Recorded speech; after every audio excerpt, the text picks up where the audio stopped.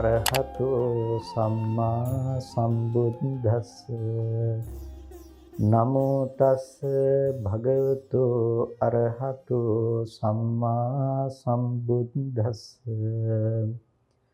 නමෝ තස් භගවතු අරහතු සම්මා සම්බුද්දස්ස. ශ්‍රද්ධා සම්පන්න කාරුණික පින්නතුනි, හැම කෙනෙක්ම උතුම් සද්ධර්ම ශ්‍රවණය සඳහා සූදානම් වන මොහොත. බුදුරජාණන් වහන්සේගේ ධර්මය කියලා කියන්නේ අපි කාගෙත් සිත් සතන් නිවා ගන්නට තියෙන, සංසාර දුකින් එතර වන්නට තියෙන ඒකායන මාර්ගය.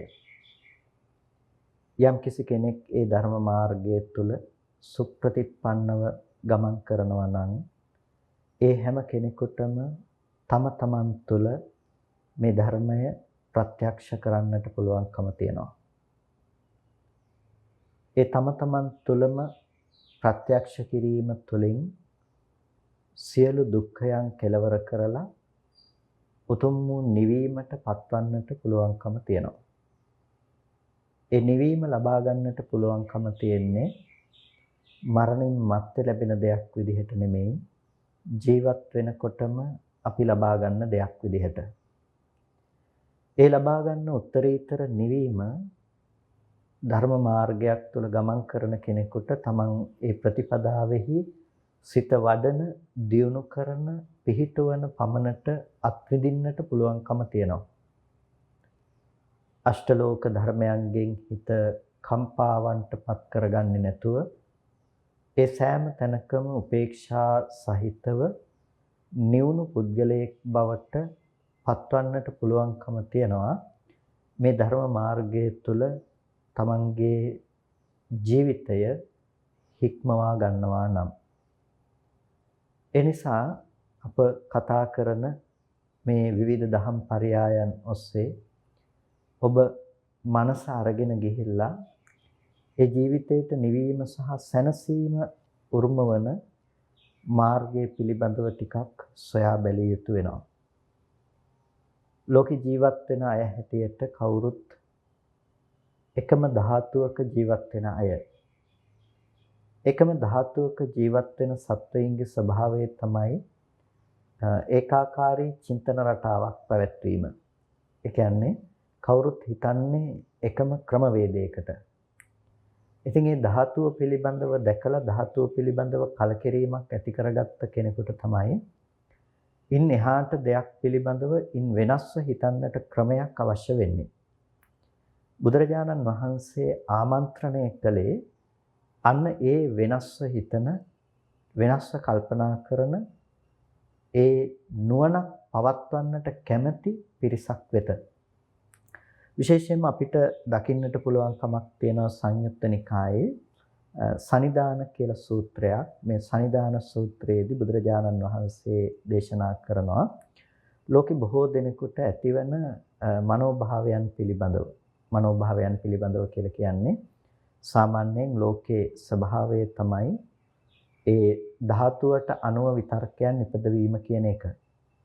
කාම ධාතුවට අනුව තමයි ලෝකේ කාම සංඥාවන් උපදවන්නේ. ව්‍යාපාද ධාතුවට අනුව තමයි ව්‍යාපාද සංඥාවන් උපදවන්නේ. ඒ වගේම විහිංසා ධාතුවට අනුව තමයි විහිංසා සංකල්පනාවන් උපදවන්නේ. යම්කිසි විදිහකට හිත පුරුදු කරලා තියෙනවා නම් පුරුදු කරන විදිහට තමයි කෙනකෙනාට තමන්ගේ ජීවිතය තුළට සංකල්ප ඇතුළත් වෙන්නේ. තමන් ලෝකයට මුහුණ දෙන්නේ තමන් පුරුදු කරන විදිහ අනුව. ඒ පුරුදු කරන විදිහ වෙනස් වෙනකොට තමන්ට ඊට වෙනස් ප්‍රතිඵලයක් ලෝකයේ තුල ලබන්නට පුළුවන්කම තියෙනවා. ඒ නිසා අපි අපේ හිත පිළිබඳව වඩාත් අවධානයක් යොමු කළ යුතු වෙනවා. මොකද ලෝකේ නිවැරදිව සකස් කරගත යුතු එකම ධර්මයේ බවට පත් වෙන්නේ හිත. බුදුරජාණන් වහන්සේ දේශනා කරනවා නාහම් භික්ඛවේ අඤ්ඤං ඒක ධම්මම්පි සමනුපස්සාමි යං එවං භාවිතං මහතෝ අත්ථාය සංවත්තති යතයිදම් භික්ඛවේ චිත්තං භික්ඛවේ භාවිතං මහතෝ අත්ථාය සංවත්තති. ඒ වගේම රක්ඛිතං කියලා දේශනා කරනවා. නාහම් භික්ඛවේ අඤ්ඤං ඒක ධම්මම්පි සමනුපස්සාමි යං ඒවා රක්ඛිතං මහතෝ අත්ථාය සංවත්තති යතයිදම් භික්ඛවේ චිත්තං භික්ඛවේ රක්ඛිතං මහතෝ අත්ථාය සංවත්තති. මේ ලෝකෙහි යම් කිසි කෙනෙක් වඩන ලද දෙයක් මහත්ම අර්ථය સિદ્ધ කරනවා නම් යම් දෙයක් ආරක්ෂා කළොත් මහත්ම අර්ථය સિદ્ધ කරනවා නම් හිතතරම් වෙන එකදු ධර්මයක්වත් මම දකින්නේ නැහැ කියලා භාග්‍යතුන් වහන්සේ දේශනා කළේ. ලෝකේ අපි හැමදාම උත්සාහවත් වෙනවා ගොඩක් දේවල් රකින්නට. අපේ ජීවිතයට අවශ්‍ය වෙන හැම දෙයක්ම අපි රැක ගන්නට උත්සාහවත් වෙනවා. හැබැයි රැකිය යුතු සිත හැරුණකොට ලෝකේ බොහෝ දෙනෙක් අනෙක් හැම දෙයක්ම රකින්න උත්සාහවත් වෙනවා. හිත රැක්කේ නැති කෙනෙකුට නොරක්නා ලද හිත තරම් මහත්ම අනර්ථයක් ගෙනල්ලා දෙන වෙන එකම දෙයක්වත් නැහැ කියලා බුදුරජාණන් වහන්සේ පෙන්නනවා. ඒ නිසා අපි රැකිය යුතුම දේ නොරක ලෝකයා කටයුතු කරන ආකාරයක් අපිට දකින්න පුළුවන්කම තියෙනවා. අන්න ඒ නිසා අපි රැක්ක යුතු වූ සිත රැක්ක යුතුයි. හේතුව තමයි යම්කිසි කෙනෙක් තමන්ගේ හිත රැකගත්තේ නැති වුණොත් තමන්ගේ මනස භාවිත නොකළොත් අභාවිත මනසක් ඇති නොරක්නා ලද මනසක් ඇති පුද්ගලයෙකුට ලෝකයේ තුලින් එන දුක වෙහෙස විඩාව ඕනෑ තරම් විඳින්නට සිද්ධ වෙනවා. මෙලොව වශයෙන්ුත් ඔහු දුකසේ වාසය කරනවා. මොකද අෂ්ටලෝක ධර්මයන් හමුවේ ඔහුගේ හිත කම්පාවටපත් වෙන නිසා. ඒ වගේම මෙතනින් පස්සෙත් ඔහුට පරලොව ජීවිතයත් යහපත් ලෙස උදා වෙන්නේ නැහැ. ඔහුගේ හිත නොරක්නා ලද බව නිසාම අකුසල ධර්මයන් සිද්ධ කළ හේයින් ඔහුට සසරත් දුක්ඛිත භාවයට පත්වන්නට සිද්ධ වෙනවා. ඒ නිසායි ඒක මහත්ම අනර්ථය සිද්ධ කරනවා කියලා කිව්වේ හිත රැක්කේ නැති වුණොත්. යම්කිසි කෙනෙක් තමන්ගේ හිත රැක්කොත් ඒ රැකගත් ප්‍රමාණයට ඔහුට හිත විසින්ම මහත්ම අර්ථයක් සපයනවා. ලෝකේ කෙනෙකුට ජීවත් වන්නට මොනතරම් දේවල් තිබුණත් ඔහුට හිතේ සැනසීම නැතිනම් හිතේ විඳින්නට දෙයක් නැතිනම් ඒක කිසිම දෙයකින් ඇති ඵල ප්‍රයෝජනයක් දකින්නට පුළුවන් කමක් නැත්තේ නැහැ. තමන්ගේ ජීවිතයේ සැනසීම නිවීම හොයාගන්නට පුළුවන්කම තියෙන්නේ හිත සකස් කර ගැනීම තුළ. අර පුංචි කතාවක් තියෙන්නේ ධර්මාශෝක රජුරුවන්ගේ සහෝදරයා දවසක් අහනවලු ධර්මාශෝක රජුරුවන්ගෙන් ඔබ මේ භික්ෂූන්ට ඇයි මෙච්චර ගරු කරන්නේ? මේ හිස මුඩු කරගත්ත චීවරයක් දරාගත්ත කෙනෙකුට එපමණකටම ගරු කළ යුතුද කියලා.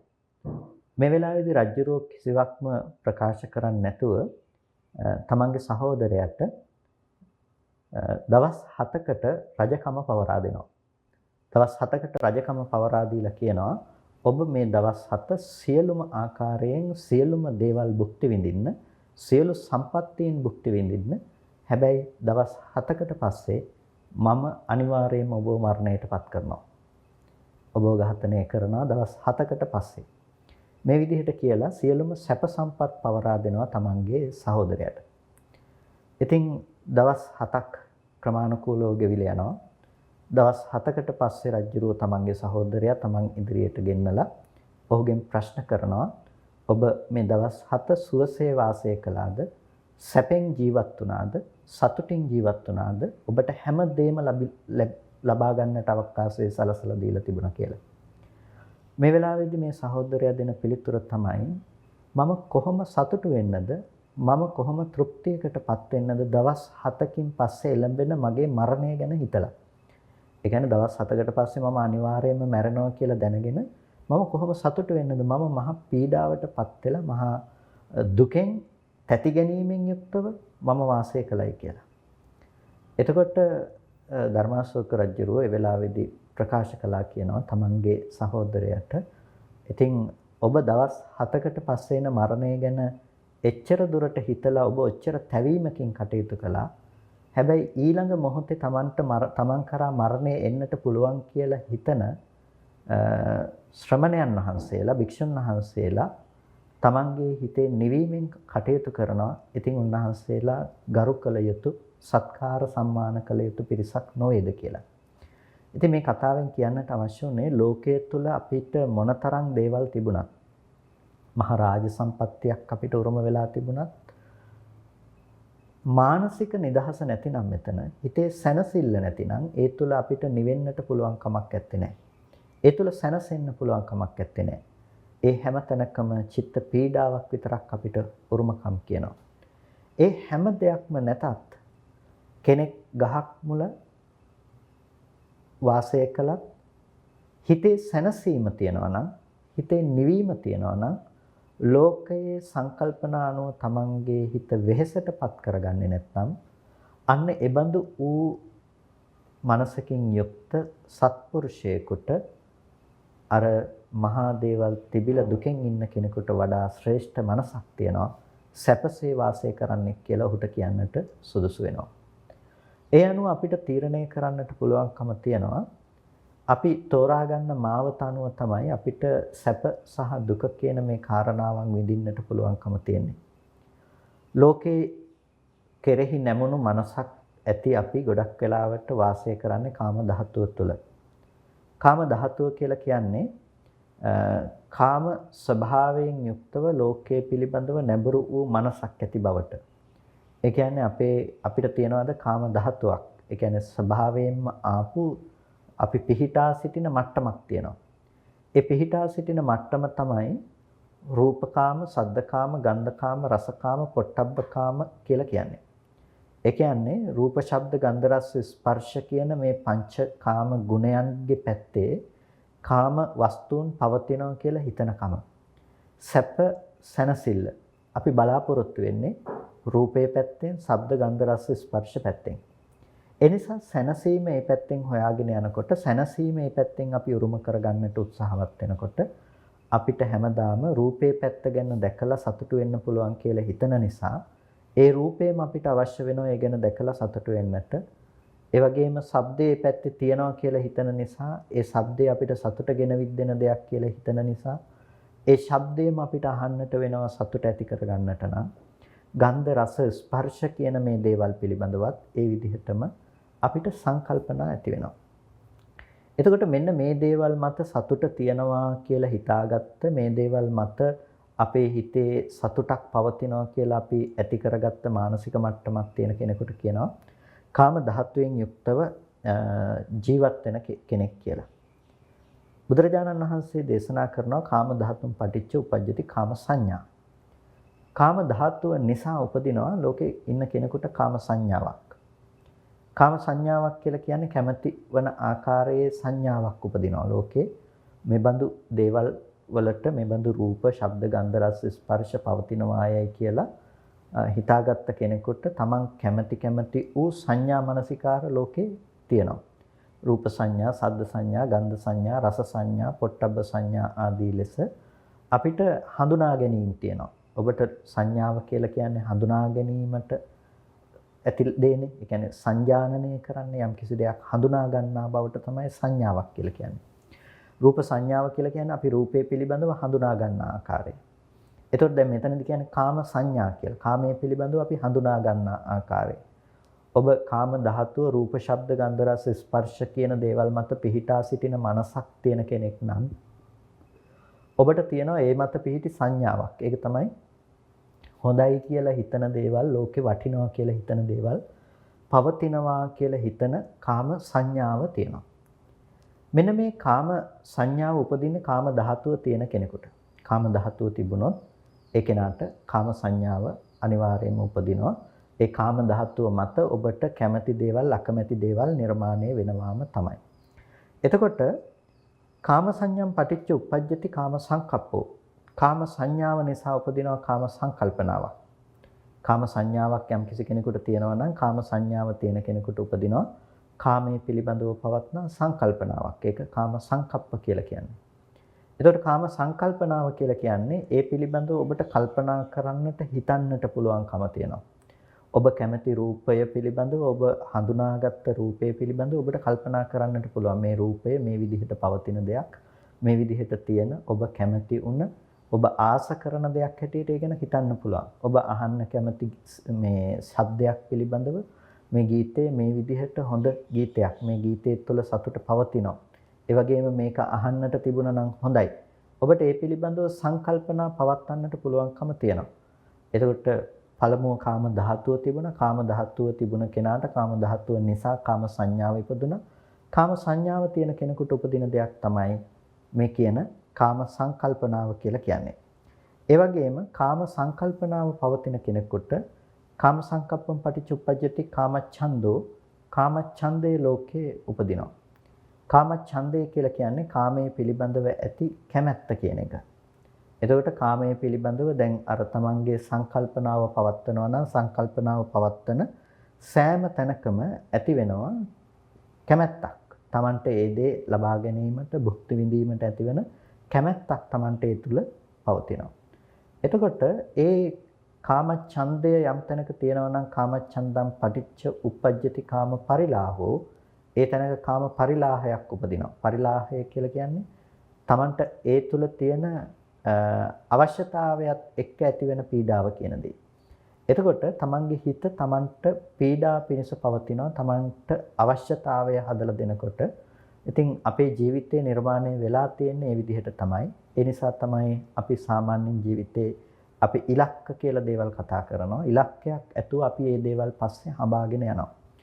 එතකොට ඒ තමයි අපි සැපය කියලා හිතාගත්ත දෙයක්. මට මෙතන මේ ටික සපුරා ගත්තා නම් මට සතුට ලැබෙනවා කියලා හිතාගෙන අන්නේ ඉලක්කයේ පසුපස අපි පන්නගෙන යනවා. ඒ කාම සංකල්පනාව යම් තැනක තිබුණාම එතන අපිට ඡන්දයක් ඇති වෙනවා. කාමච්ඡන්දේ. කාමච්ඡන්දේ තිබුණාම අපිට එතන කාම පරිලාහය ඇති වෙනවා. ඒ කියන්නේ හොයාගෙන යනකොට අපිට ඒ දේ ලැබුණොත් අපිට එතන සතුට වෙනවා. නොලැබුණොත් අපිට ඒක පීඩාව පිණිස පවතිනවා. ලබා ගන්නකම් අපිට ඒ පිළිබඳව පීඩා පිණිස පවතිනවා. එතකොට ලබා ගැනීම නැති වෙයිද කියලා අපිට ඒ තුල බයක් උපදිනවා. මේ විදිහට අපි ලෝකයේ අරමුණු ඉලක්ක ලෝකයේ තුල පිහිටෝගෙන තියෙන සෑම දෙයක් තුළම මේ පරිලාහය කියන ලක්ෂණය අපිට දකින්න පුළුවන්කම තියෙනවා. එතකොට යම්කිසි කෙනෙකුට මෙන්න මේ විදිහට කාම පරිලාහය පවතිනවා නම් මේ කාම පරිලාහය තියෙන කෙනාට කාම පරිේෂණය තියෙනවා. පරිේෂණය කියලා කියන්නේ ඔහු නොනවත්වා ඒ දේ ලබා ගැනීම සඳහා ඒ දේවල් හොයාගෙන නැවත නැවතත් ලෝකයට ප්‍රවේශ වීම කියන දේ. එතකොට අපි කියනවා යම් කිසි විදිහකින් ඒ අපි තබාගත්ත අපි කැමති ලෝකයේ තුල බලාපොරොත්තු වන අරමුණු ඉලක්ක කියලා අපි තියාගෙන තියෙන දේවල් ඒ දේවල් සපුරා ගැනීම සඳහා අපේ ක්‍රියාත්මක වීමක් තියෙනවා. අපි ඒ දේවල් සොයාගෙන යන ක්‍රම තියෙනවා. ඒ විදිහට ඒ දේවල් නොලැබෙනකොට අපි පීඩාවටපත් වෙනවා. නැවත නැවතත් ඒ දේවල් අපි සොයාගෙන යනවා. මෙන්න මේ විදිහට කාම පරිේෂණයක් අපිට දකින්න පුළුවන්කම තියෙනවා. එතකොට දැන් අපිට ලෝකේ කාම ධාතුව තුළ තමන්ගේ මනස පිහිටව ගත්ත කෙනෙකුට ඒ කියන්නේ රූප, ශබ්ද, ගන්ධ, රස, ස්පර්ශ කියන මේ ධර්මයන් පිළිබඳව ලෝකේ සැප සතුට පවතිනවා කියලා මනසක් පිහිටවගෙන ඉන්න කෙනෙකුට ඒ පැත්තේ සංඥා මනසිකාර උපදිනවා. කාම සංඥාවන් උපදිනවා. එතකොට කාම සංඥා උපදිනකොට ඒ දේවල් පිළිබඳව හිතන්න පුළුවන්කම තියෙනවා. නිමිති, අනුනිමිති සහ ආශ්‍රව මගින් ඇසුරු කරමින් හිතන්න පුළුවන්කම තියෙනවා. කාම සංකල්පනා පවත්වන්න පුළුවන්. කාම සංකල්පනා පවත්වනකොට ඒ පිළිබඳව අපිට ඡන්දය උපදිනවා. කාම ඡන්දය කියලා කියනවා. එතකොට කාම ඡන්දය ඉපදුනාට පස්සේ අපිට ඒකේ අවශ්‍යතාවය නිර්මාණය කළ ඉවරයි. එතන අපිට කැමැත්ත තියෙනවා. කැමැත්ත තියෙනකොට මොකද වෙන්නේ? අපිට කැමැති වෙන දේ පිළිබඳව අපි හොයාගෙන යනවා. ඒ දේ ලබා ගැනීම සඳහා අපි උත්සාහවත් වෙනවා. කාම පරිලාහය අපිට මේ දේවල් තුලින් ඇති වෙනවා. ඒ වගේම කාම පරිලාහය ඇති වෙනකොට අපි කාම පරේෂණය ඔස්සේ අපි මේ දේවල් පරේෂණය කරනවා. අපි මේ දේවල් තව තව විදිහට හොයාගෙන යනවා. මේක තමයි අපේ සාමාන්‍ය ලෝකේ අපි ජීවත් වෙන තැන. මේ විදිහටම තමයි ව්‍යාපාද ධාතුව පිළිබඳවත් බුදුරජාණන් වහන්සේ දේශනා කරන්නේ. ව්‍යාපාද ධාතුව යම් තැනක තියෙනවා නම් ව්‍යාපාද ධාතුව නිසා උපදිනවා ව්‍යාපාද සංඥාවක් උපදිනවා අපිට. එතකොට ව්‍යාපාද සංකල්පනාවක් උපදිනවා අපිට. එතකොට මෙන්න මේ විදිහට ව්‍යාපාදය පිළිබඳව අපිට ව්‍යාපාද ඡන්දයක් ඇති වෙනවා. ව්‍යාපාදයේ පිළිබඳව අපි ඒ අරමුණ පිළිබඳව තවදුරටත් තරහ පවත්වන්නට කැමති මේ කෙනෙකුගේ හිතක සාමාන්‍යයෙන් පවතින සංකල්ප පිළිබඳවයි බුදුරජාණන් වහන්සේ මේ දේශනා කරන්නේ. එතකොට ඇලීම පිළිබඳව අපි කතා කළේ. දැන් ගැටීම පිළිබඳව කතා කළා. එතකොට රූපේ පැත්තේ ඔහුට ව්‍යාපාද ධාතුවක් තියෙනවා. ගැටෙන්න අවශ්‍ය පරිසරය සකස් කරගන්න පුළුවන්. රූප, ශබ්ද, ගන්ධ, රස, ස්පර්ශ අරබයා තමයි. එතකොට අන්නේ ව්‍යාපාද ධාතුව තියෙනකොට ඒ ලෝකයේ ඇතුලේ එයාට සංඥා හම්බෙනවා. ගැටිය යුතු සංඥා හම්බෙනවා. තරහ ගන්න අවශ්‍ය දේවල් කියලා කියන්නේ. මෙන්න මෙතන මට මේ තරහ යනවා කියලා කියන අරමුණු අපිට හම්බ වෙනවා. ව්‍යාපාද සංඥා. එතකොට ව්‍යාපාද සංඥා උපදිනකොට යම් තැනක ඒ ව්‍යාපාද සංඥා ඉපදවීම හේතු කරගෙන එයාට එතන තවදුරටත් සංකල්ප වශයෙන් පවත්වන්න පුළුවන්කම තියෙනවා. අපි රළු මට්ටමෙන්ම කතා කළොත් අපි පුද්ගලයෙක් පිළිබඳව ගැටීම් සහිත මනසෙන් කල්පනා කරනකොට අපි ඊට පස්සේ යන ওই මිනිස්සයා ඔහොමම තමයි. ওই මිනිස්සයා මෙහෙම කරන මිනිස්සෙක්. මෙහෙම කිව්වා. එදත් මට ওই වැඩේ ওই විදිහටම කළා. අපිට ඒ ගැන හිතන්න පුළුවන් ලොකු අපසරයක් තියෙනවා. දැන් හිත ඒ පැත්තටම නැඹුරු වෙනවා. එතකොට දැන් අපි ඒ මිනිස්සයා ගැන ආපහු හොඳ විදිහට කල්පනා කරන්න කැමති නැහැ. අපි කැමති අර ගැටුණු මනසින් යුක්තවම කටයුතු කරන්න. ඒකට කියනවා ව්‍යාපාද ඡන්දය කියලා. ව්‍යාපාදේ පවත්වාගෙන යාම සඳහා කැමැත්තක් තියෙනවා. ඒ මිනිස්සයා හොඳ කෙනෙක් නෙමෙයි. ඒ මිනිස්සයා හැමදාම නරක කෙනෙක්. ඒ මිනිස්සයා කවුරු හරි හොඳයි කියලා කියනවා නම් ඒ කෙනත් එක්කත් සමහර විට අපි ගැටෙනවා. එතකොට දැන් මේ ලෝකයේ ඇලීම සහ ගැටීම කියන දේවල් මෙන්න මේ වගේ පියවරෙන් පියවරට අපේ ජීවිතයේ තද කරලා අපි මේ දේවල් පසුපස්සේ පන්නගෙන යනවා. ඒ දේවල් පසුපස්සේ අපි පන්නගෙන ගිහිල්ලා අපි තැවීම කියන දේ උරුම කරගන්නවා. මේ විදිහටම විහිංසා සංකල්පනාව ගැනත් බුදුරජාණන් වහන්සේ දේශනා කරනවා. එතකොට දැන් මේ ලෝකයේ තුල මේ විදිහට පවත්තන කෙනෙකුට බුදුරජාණන් වහන්සේ පෙන්වලා දෙනවා කොහොමද අපි මිදෙන්න අවශ්‍ය කෙනෙක්, මේකෙන් හිත නිදහස් කරගන්න අවශ්‍ය කෙනෙක් කොහොමද තමන්ගේ හිත දියුණු කරන්නේ. එතකොට ඊට ප්‍රතිවිරුද්ධ වූ සංකල්පනා දියුණු කළ යුතු වෙනවා. ප්‍රතිවිරුද්ධ වූ සංකල්පනා කියලා කිව්වේ කාම සංඥාව, කාම ධාතුව ඇසුරු කරන කෙනෙකුට නෙක්ඛම්ම ධාතුව ඇසුරු කළ යුතුයි. නෙක්ඛම්ම ධාතුව කියලා කියන්නේ එයා නික්මීම පිණිස කටයුතු කරනවා. එයාගේ නික්මීම කියන දේ ආකාර දෙකකට අපිට කතා කරන්න පුළුවන්. පළවෙනියටම එයා නික්මෙන්නේ කාමයේහි ආදීනව දැකලා ලෝකයේ තුල හොඳ දේවල් තියනවා කියලා පේනකොටත් එයා කල්පනා කරනවා මේ දේවල් මට ජීවිතේට දුක ගෙනල්ලා දෙන දේවල්. මේ දේවල් කොහෙන් ගියත් මට දුකෙන් කෙලවර වෙන දේවල්. ඒ පිළිබඳව කල්පනා කරලා නෙක්ඛම්ම ධාතුව අනුව කල්පනා කරනවා. නෙක්ඛම්ම ධාතුව අනුව කල්පනා කරලා ඊට පස්සේ එයා කල්පනා කරනවා තව දුරටත් එයාට නෙක්ඛම්ම ධාතුව තුල වැඩිම තුල අර කාම ධාතුව සම්පූර්ණයෙන්ම නැති වෙන්න ලෝකයේ තුල පවතිනවා කියලා ගත්ත සංකල්පනාව ඉවත් වෙලා යන විදිහට සම්පූර්ණම රූප, ශබ්ද, ගන්ධ, රස, ස්පර්ශ කියන පැතිකඩවල වල කිසිවක්ම නැති වෙන පැත්තටම එයාගේ මනස එයා භාවිත කරනවා. අන්න ඒකට කියනවා නෙක්ඛම්ම ධාතුව කියලා. නෙක්ඛම්ම ධාතුවට හිත පුරුදු කරන්න පටන් ගත්තාම එයාට ඇති වෙනවා නෙක්ඛම්ම සංඥා ඇති වෙනවා. නෙක්ඛම්ම සංකල්පනා ඇති වෙනවා. එතකොට නෙක්ඛම්ම සංකල්පනා ඇති වෙනකොට එයාට නෙක්ඛම්මයේ පිළිබඳව ඡන්දය ඇති වෙනවා. එතකොට දැන් මෙන්න මේ විදිහට යම්කිසි කෙනෙකුට මේ නෙක්ඛම්මය පිළිබඳව යම්කිසි අදහසක් ඇති වෙනකොට මේ නෙක්ඛම්මය පිළිබඳව එයාගේ හිත ඇලීම නිසා එයාට සැනසීම කියන තැනට ලං වෙන්නට පුළුවන්කම තියෙනවා.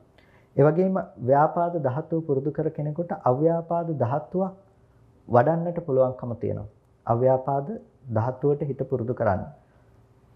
හිංසා සංකල්පනා දියුණු කළ කෙනෙකුට විහිංසා සංකල්පනා දියුණු කළ කෙනෙකුට අවිහිංසා ධාතුවක් වඩන්නට පුළුවන්කම තියෙනවා.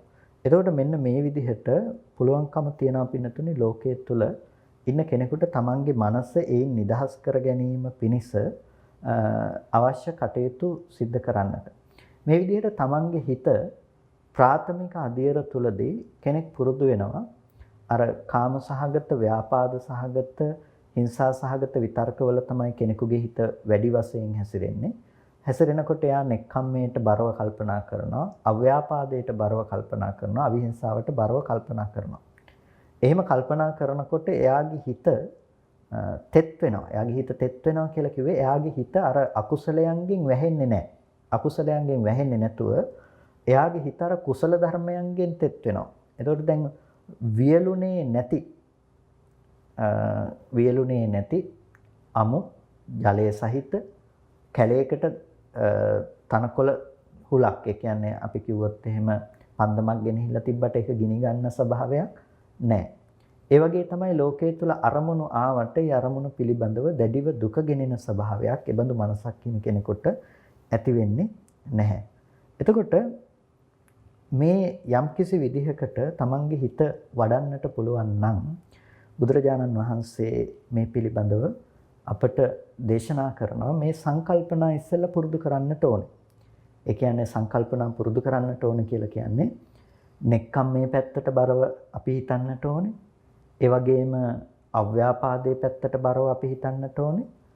ඒ වගේම අපි කල්පනා කරන්නට ඕනේ අවිහිංසාවට බරව කල්පනා කරන්නට ඕනේ.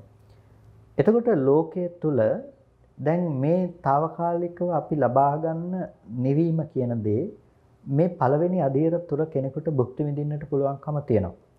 ඒ කියන්නේ කාමයෙන් ආදිප්තව ගියපු, ඒ කියන්නේ කාමයෙන් ඇවිලිලා ගියපු කෙනෙකුට නෙක්ඛම්මේ පැත්තට බරව හිතනකොට එයාට දැන් ලෝකෙ වෙනද තරම් එයාට අල්ලගන්න දේවල්, වෙනද තරම් එයාට රකින්න දේවල්, කාම පරිලාහය කියන දේ එයාට ඇති වෙන්නේ නැහැ. එයාට තියෙන්නේ නෙක්ඛම්මයට එක්ක යන පරිලාහයක්. එතකොට නෙක්ඛම්මයේ අසුරු කරගත්ත දෙයක් තමයි එයාට තියෙන්නේ. එතකොට අපිට මෙන්න මේ විදිහට අපේ හිත වඩන්නට පුළුවන්කම තියෙනවා මූලික අධීර තුලදී. එතකොට නෙක්ඛම්මේ කියන එක ගැන කතා කළත්, ව්‍යාපාද ධාතුව කියලා කතා කළත්, විහිංසා ධාතුව කියලා කතා කළත් මෙතනදී ප්‍රධාන තැනක් ගන්න දේ තමයි මේ ධාතුව කියලා කතා කරපු තැන. ඒ කියන්නේ ධාතුව තුල තමයි කෙනෙක් පිහිටා සිටින්නේ. ඒ ධාතුව තුල තමයි කෙනෙකුගේ වර්ධනය සිද්ධ වෙන්නේ. කාම ධාතුව කියලා කියන්නේ කාම ධාතුව තුල තමයි කෙනෙකුගේ ඒබඳු වූ සංකල්පනා සංඥා මනසිකාර පවතින්නේ. ඒ නිසා අපි කාම ධාතුව කියන දේ තුල පිහිටා සිටින මට්ටම අපි ඉවත් කරන්නට ඕනේ. ඒ නිසා ඒක ඉවත් කරන එක කරන්නට නම් අපිට සාමාන්‍යයෙන් අපි නෙක්ඛම්ම ධාතුව කියන එක පිළිබඳව අපි කොටස් දෙකක් කියලා කිව්වේ නිසා තමයි අර විදිහට නෙක්ඛම්මේ පැත්තට බරව කල්පනා කරනවා කියනකොට අපිට සාමාන්‍යයෙන් කාමයේ ආදීනව දකින්නවා කියන දෙයට වඩා එහාට ගිහිල්ලා අපිට ඒ පිළිබඳව බොහොම ගැඹුරු සම්මර්ෂණයක නිරත වෙන්නට වෙනවා. මේ පිළිබඳව අපි මේ හොයලා බලනකොට අපි විමසා බලනකොට අපිට මනාව අපේ හිත මෙහෙවිය යුතු පැතිකඩ පිළිබඳව අපිට ගෙනල්ලා දෙන සූත්‍ර දේශනාවක් තමයි සංයුත්ත නිකායේ දකින්නට ලැබෙන උපය සූත්‍රය කියලා කියන්නේ. උපය සූත්‍රයේ තුලදී බුදුරජාණන් වහන්සේ දේශනා කරනවා උපයෝ භික්ඛවේ අවිමුක්තෝ අනුපයෝ විමුක්තෝ. මේ උපය පුද්ගලයා විමුක්ත පුද්ගලයෙක්, අනුපය පුද්ගලයා අවිමුක්ත පුද්ගලයෙක් හැටියට. එතකොට මේ උපය පුද්ගලයා අවිමුක්තයි කියලා කියන්නේ උපය පුද්ගලයා විමුක්තියටපත් වෙලා නැහැ. ඒ වගේම අනුපයෝ විමුක්තෝ, අනුපය පුද්ගලයා විමුක්තියටපත් වුණ පුද්ගලයෙක්. එතකොට මේක දේශනා කරන්නේ මොකද්ද මේ උපය කියලා කියන්නේ? තෘෂ්ණා දෘෂ්ටි මාන සංඛ්‍යාත මේ ධර්මයන්ගෙන් යම්කිසි කෙනෙක් යුක්ත නම් ඒ තෘෂ්ණා මාන දෘෂ්ටි සංඛ්‍යාත මේ ධර්මයන්ගෙන් යුක්ත පුද්ගලයාට කියනවා උපය පුද්ගලයා කියලා. ඒ කියන්නේ උපය උපාදාන චේතසා කියලා කියන්නේ.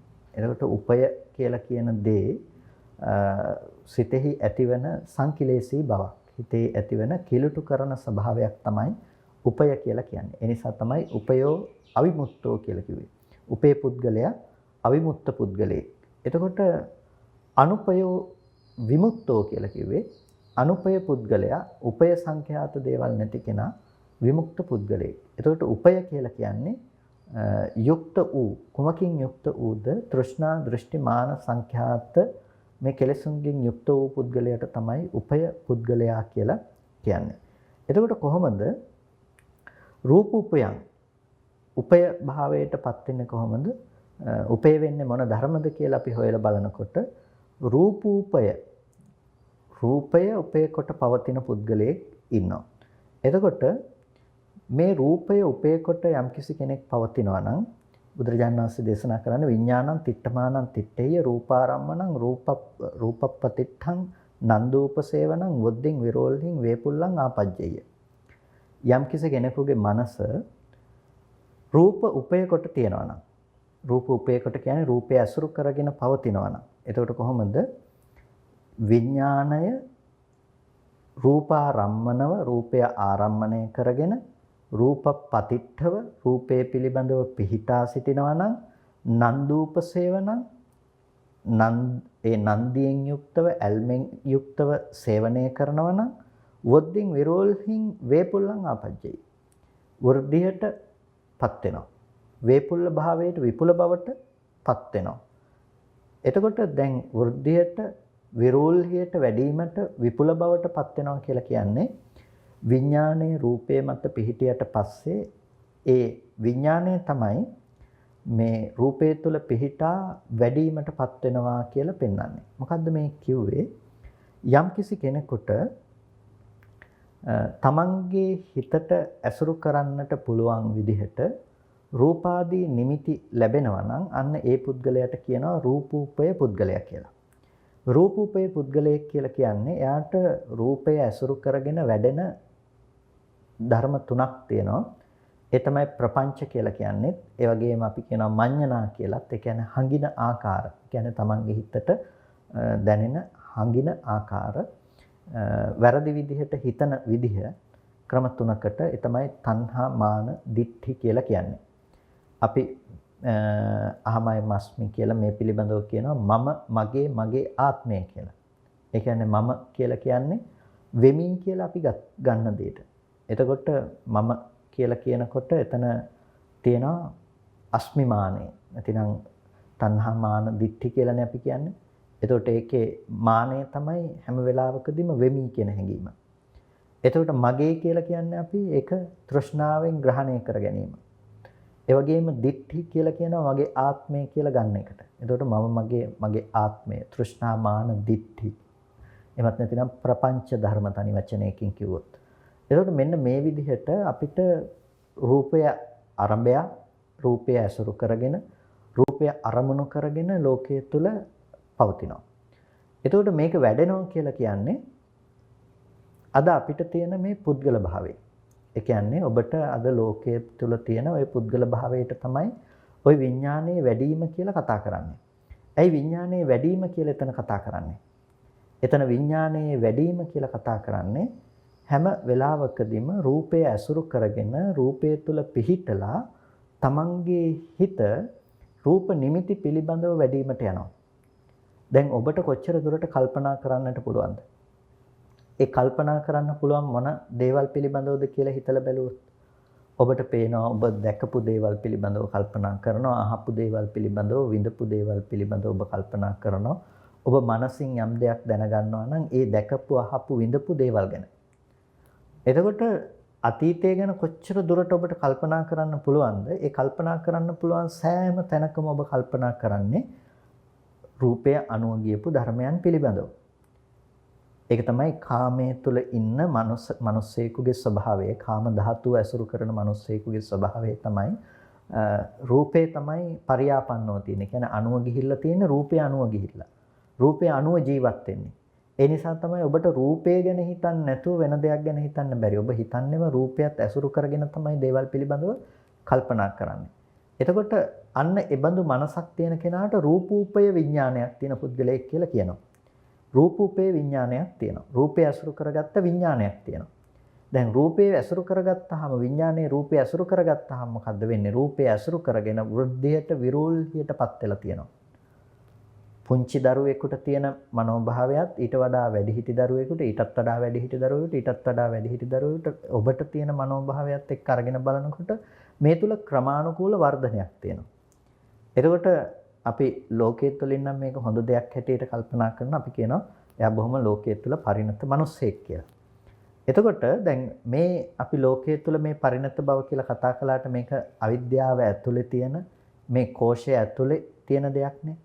එතකොට දැන් අපේ පරිණත භාවය සම්පූර්ණම තියෙන්නේ අපේ විඥාණය රූපය ඇසුරු කරගෙන වෘද්ධියට විරෝල්හියටපත් වෙලා තියෙනවා. එතකොට අපිට රූප ගැන ගොඩක් දේවල් හිතන්න පුළුවන්කම තියෙනවා.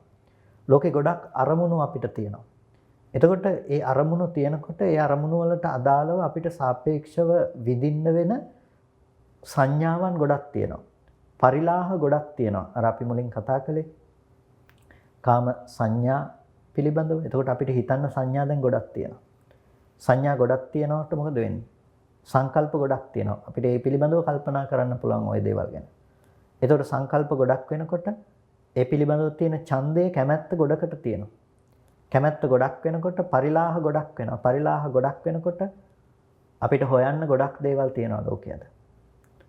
ඒ නිසා මිනිස්සුන්ගේ සිතුම් පැතුම් වෙනස් වෙනවා කියලා කියන්නේ අන්න ওই වගේ දෙයක් නිසා. ඒකට ඒකේ මූලය තමයි තමන්ගේ හිත නිවැරදිව පිහිටුවේ යුතු තැන පිහිටව ගත්තේ නැතිකම. ඒ කියන්නේ රූප උපේව විඥානයේ පැවැත්වීම තුළ විඥානයේ වෘද්ධියට විරෝධයටපත් වීම කියන කාරණාව. එතකොට අපිට හිතන්න පුළුවන් වපස්වරිය මහ විශාලව තියෙනවා අපේ ජීවිතයේ අතෘප්තිකර භාවය ඒ තුළ ගොඩනගෙනවා. දැන් මේ කියන්නේ අපිට ජීවිතය තුළ ලැබෙන පරිණත භාවයේ වැරදි කියලා නෙමෙයි. සාමාන්‍ය සමාජය තුළ ලෝකයේ තුළ ජීවත් වෙනකොට ඒ තුළ අපිට තියෙන දැනුම මේ වැරදි කියලා ඒක ප්‍රතික්ෂේප කිරීමක් නෙමෙයි කියන්නේ. මේ කියන්නේ ඒකෙන් අපිට එන්න පුළුවන් ආදීනවය පිළිබඳව. ඒ නිසා ඒ දේ ඉවත් කිරීම නෙමෙයි කළ යුත්තේ අපි දැනගෙන මිදීමක් කළ යුතු වෙන්නේ. එතකොට දැන් අපිට මෙන්න මෙතනදී රූප උපයව විඥානය පවතිනවා. ඊට පස්සේ බුදුරජාණන් වහන්සේ දේශනා කරනවා වේදනා උපයව විඥානය පවතිනවා. සංඥා සංකාර විඥාන උපයව විඥානය පවතිනවා. ඒ කියන්නේ අපිට ලෝකේ සැප දුක් උපේක්ෂා වශයෙන් දේවල් කල්පනා කරන්න පුළුවන්කම තියෙනවා. සතුට ගේන දේවල්, දුක ගේන දේවල්, උපේක්ෂාව ගේන දේවල් අපිට ලෝකෙ තුල තියෙනවා කියලා හිතන්න පුළුවන්කම තියෙනවා. අන්න වේදනා උපේව විඥානයේ පිහිටලා තියෙනවා. සංඥාවන් තියෙනවා. ගත්ත නිමිති විදිහට අපි ගත්ත සංඥාවන් අනුව අපිට මෙනෙහි කරන්න පුළුවන්කම තියෙනවා. සංයෝපේව තියෙනවා. ඊට පස්සේ සංස්කාරයට අනුව ගිහිල්ලා සංඛාරූපයව විඥානයේ තියෙනවා. ඒ වගේම දැන ගැනීමට අනුව ගිහිල්ලා විඥානයේ පිහිටනවා. එතකොට ඒකට කියනවා සංඛාරූපේව විඥානයේ තියෙනවා කියලා. දැන් පින්නතුනේ මෙන්න මේ විදිහට යම්කිසි කෙනෙකුට තමන්ගේ ජීවිතය මේ විඥාණයෙන් ඇසුරු කරන්නට තැන් ටිකක් අපි හදලා තිබ්බහම ඒක ඇසුරු කරගෙන විඥානයේ පවතින තැනට අරගන්න පුළුවන්. ඒක ඇසුරු කරගෙන ඒක වෘද්ධියට වැඩිවීමටපත් වෙනවා. ඒක තමයි හිතේ තියෙන ස්වභාවය. එතකොට බුදුරජාණන් වහන්සේ දේශනා කරනවා යෝ වික්ඛවේ ඒවං වදෙය්‍ය. යම් කිසි කෙනෙක් මේ ලෝකේ කියනවා නම් මේ විදිහට අහමඤ්ඤත්‍ර රූපා අඤ්ඤත්‍ර වේදනා වේදනාය අඤ්ඤත්‍ර සංඥාය අඤ්ඤත්‍ර සංකාරේහි විඥානස්ස ආගතින් වා ගතින් වා චුතින් වා උපපත්තින් වා බුද්ධින් වා විරෝල්හින් වා වේපුල්ලං වා පඤ්ඤාපේසාමාති නේතන්ඨානං විජ්ජති. මේ ලෝකේ යම් කිසි කෙනෙක් කියනවා නම් රූපා අහමඤ්ඤත්‍ර රූපා මම රූපය අතහැරලා වේදනාව සංඥා සංස්කාර විඥානයන් අතහැරලා මේ විඥානයේ වෙන දෙයක් ඇසුරු කරගෙනයි තියෙන්නේ කියලා යම්කිසි කෙනෙක් කියනවා නම් වෙන දෙයක් ඇසුරු කරගෙන වැඩිවීමට යනවා කියලා කියනවා නම් නේතන් තහනං විජ්ජති ඒ දේ කවදාවත් වෙන්නේ නැහැ. විඥානයේ ඇසුරු කරන්නේ මේ ධර්මතා ටික තමයි. එක්ක රූපය, වේදනාව, සංඥාව, සංඛාරය කියන මේ ධර්මයන් ඇසුරු කරගෙන තමයි විඥානයේ පිහිටලා තියෙන්නේ. එතකොට මේ විදිහට විඥානයේ පිහිටුවා ගැනීම තුළ සිද්ධ වෙන දේ මොකද්ද? අපිට ලෝකයක් නිර්මාණය වෙලා තියෙනවා. රූපය ඇසුරු කරගත්තාම මොකද්ද වෙලා තියෙන්නේ? රූපය ඇසුරු කරගත්ත ඔබට අද දකින්න පුළුවන්, අහන්න පුළුවන්, විඳින්න පුළුවන්, දැනගන්න පුළුවන් ලෝකයක් නිර්මාණය වෙලා තියෙනවා. දැන් ඒ ලෝකේ මම ජීවත් වෙනවා. දැන් ඔය මම ලෝකේ ජීවත් වෙනකොට ඔය ලෝකයේ ඇතුලේ මම කැමති දේවල් තියෙනවා, මම අකමැති දේවල් තියෙනවා. කැමති දේවල් වෙනස් වෙනකොට දුක එනවා, අකමැති දේවල් ලැබෙනකොට දුක එනවා. ලෝකයේ තුල අපිට සැප දුක් විඳින්න පුළුවන්කම තියෙනවා. ඒ වගේම ලෝකෙ තුල තියෙන දෙයක් අපිට හොඳ හෝ නරක විදිහට කල්පනා කරලා ඊට අනුරූපව අපිට උත්පත්තිය පිණිස යන්න පුළුවන් කමක් තියෙනවා. ප්‍රතිසන්දිය පිණිස යනවා කියලා අපි කියනවා. එතකොට ඕක තමයි ලෝකේ පැවැත්ම. එතකොට ඔය ලෝකේ ওই විදිහට පවතින දෙයට අනුරූපව අපිට හිතලා ඊට අනුරූපව විඥානයේ පිහිටවල යන්න පුළුවන් වෙනකොට ඔය රූපේ පැත්තේ හීන ධාතුවේ විඥානයේ පිහිටුවාම හීන ධාතුවේ ප්‍රතිසන්දිය සිද්ධ වෙනවා. හීන ධාතුවේ විඥානයේ පිහිටියොත් හීන ධාතුවේ ප්‍රතිසන්දිය සිද්ධ වෙනවා. ඒ කියන්නේ අකුසල නිස්ෘත විදිහට ඔය රූපාදී ධර්මයන් පිළිබඳව හිත පිහිටුවාම ඒකට කියනවා හීන ධාතු කියලා. ඒ හීන ධාතුවේ හිත පිහිටියාම මොකද වෙන්නේ? ඊට අනුරූප ප්‍රතිසන්දිය සිද්ධ වෙනවා. ඊට පස්සේ සතර අපායේ උපදින්න සිද්ධ වෙනවා. මජ්ක්‍ධිම ධාතුවේ පිහිටියොත් මජ්ක්‍ධිම ධාතුවේ උපදිනවා. ප්‍රණීත ධාතුවේ පිහිටියොත් ප්‍රණීත ධාතුවේ ප්‍රතිසන්දිය පිණිස යනවා. දැන් මේ විදිහට අපි ලෝකයේ ඇසුරු කරනකොට ඒ ලෝකයේ ඇසුරු කරන පුද්ගලයා නිර්මාණය වෙනකොට ඒ පුද්ගලයාට විඳින්න පුළුවන් විදිහේ දුක ලෝකෙ තුල ඕනෑ තරම් නිර්මාණය වෙනවා. දැන් පින්නතුනේ මේක හරිම භයානක තත්වයක්. එතකොට අපි හරියටම තේරුම් ගන්නට ඕනේ මේ තැනක අපිට පවතින මේ ලක්ෂණය අපි නැති කරන්න නම් අපි තේරුම් ගන්නට ඕනේ මොකද්ද මෙතන සිද්ධ වෙලා තියෙන්නේ කියන එක හරියටම. ඒ කියන්නේ අපිට ලෝකෙ තුල හම්බ වෙන ලෝකෙත් වැරදි, ලෝකයේ විඳින පුද්ගල භාවයත් වැරදි. පුද්ගලයා අල්ලගත්ත දේත් වැරදි. ඒ කියන්නේ බාහිර පවතිනවායයි කියලා ගත්ත ලෝකයක් වැරදි. ඒ ලෝකයේ විඳිනවා කියලා හම්බෙන තමනුත් වැරදි. තමන්ට අයිති දේවල් තියනවා කියලා හිතන එකත් වැරදි. කොටිම කියනවා නම් තණ්හාමාන දිට්ඨි කියන මේ ඔක්කොම ටික වැරදි දේවල්. ඒ දේවල් ඇති උනේ නිකන් නෙමෙයිනේ.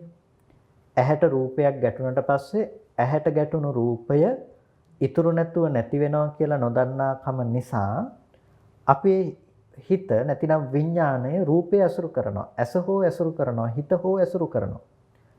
එතකොට මේ දෙයක් ඇසුරු කරගෙන මේ විඥාණය පවතිනකොට අර දැකපු එකේ නිමිත්ත දැක්කා කියලා දැකීම හටගෙන නිරුද්ධ වෙච්ච දේ නිරුද්ධ වුණ බවට නොදන්නා නිමිත්ත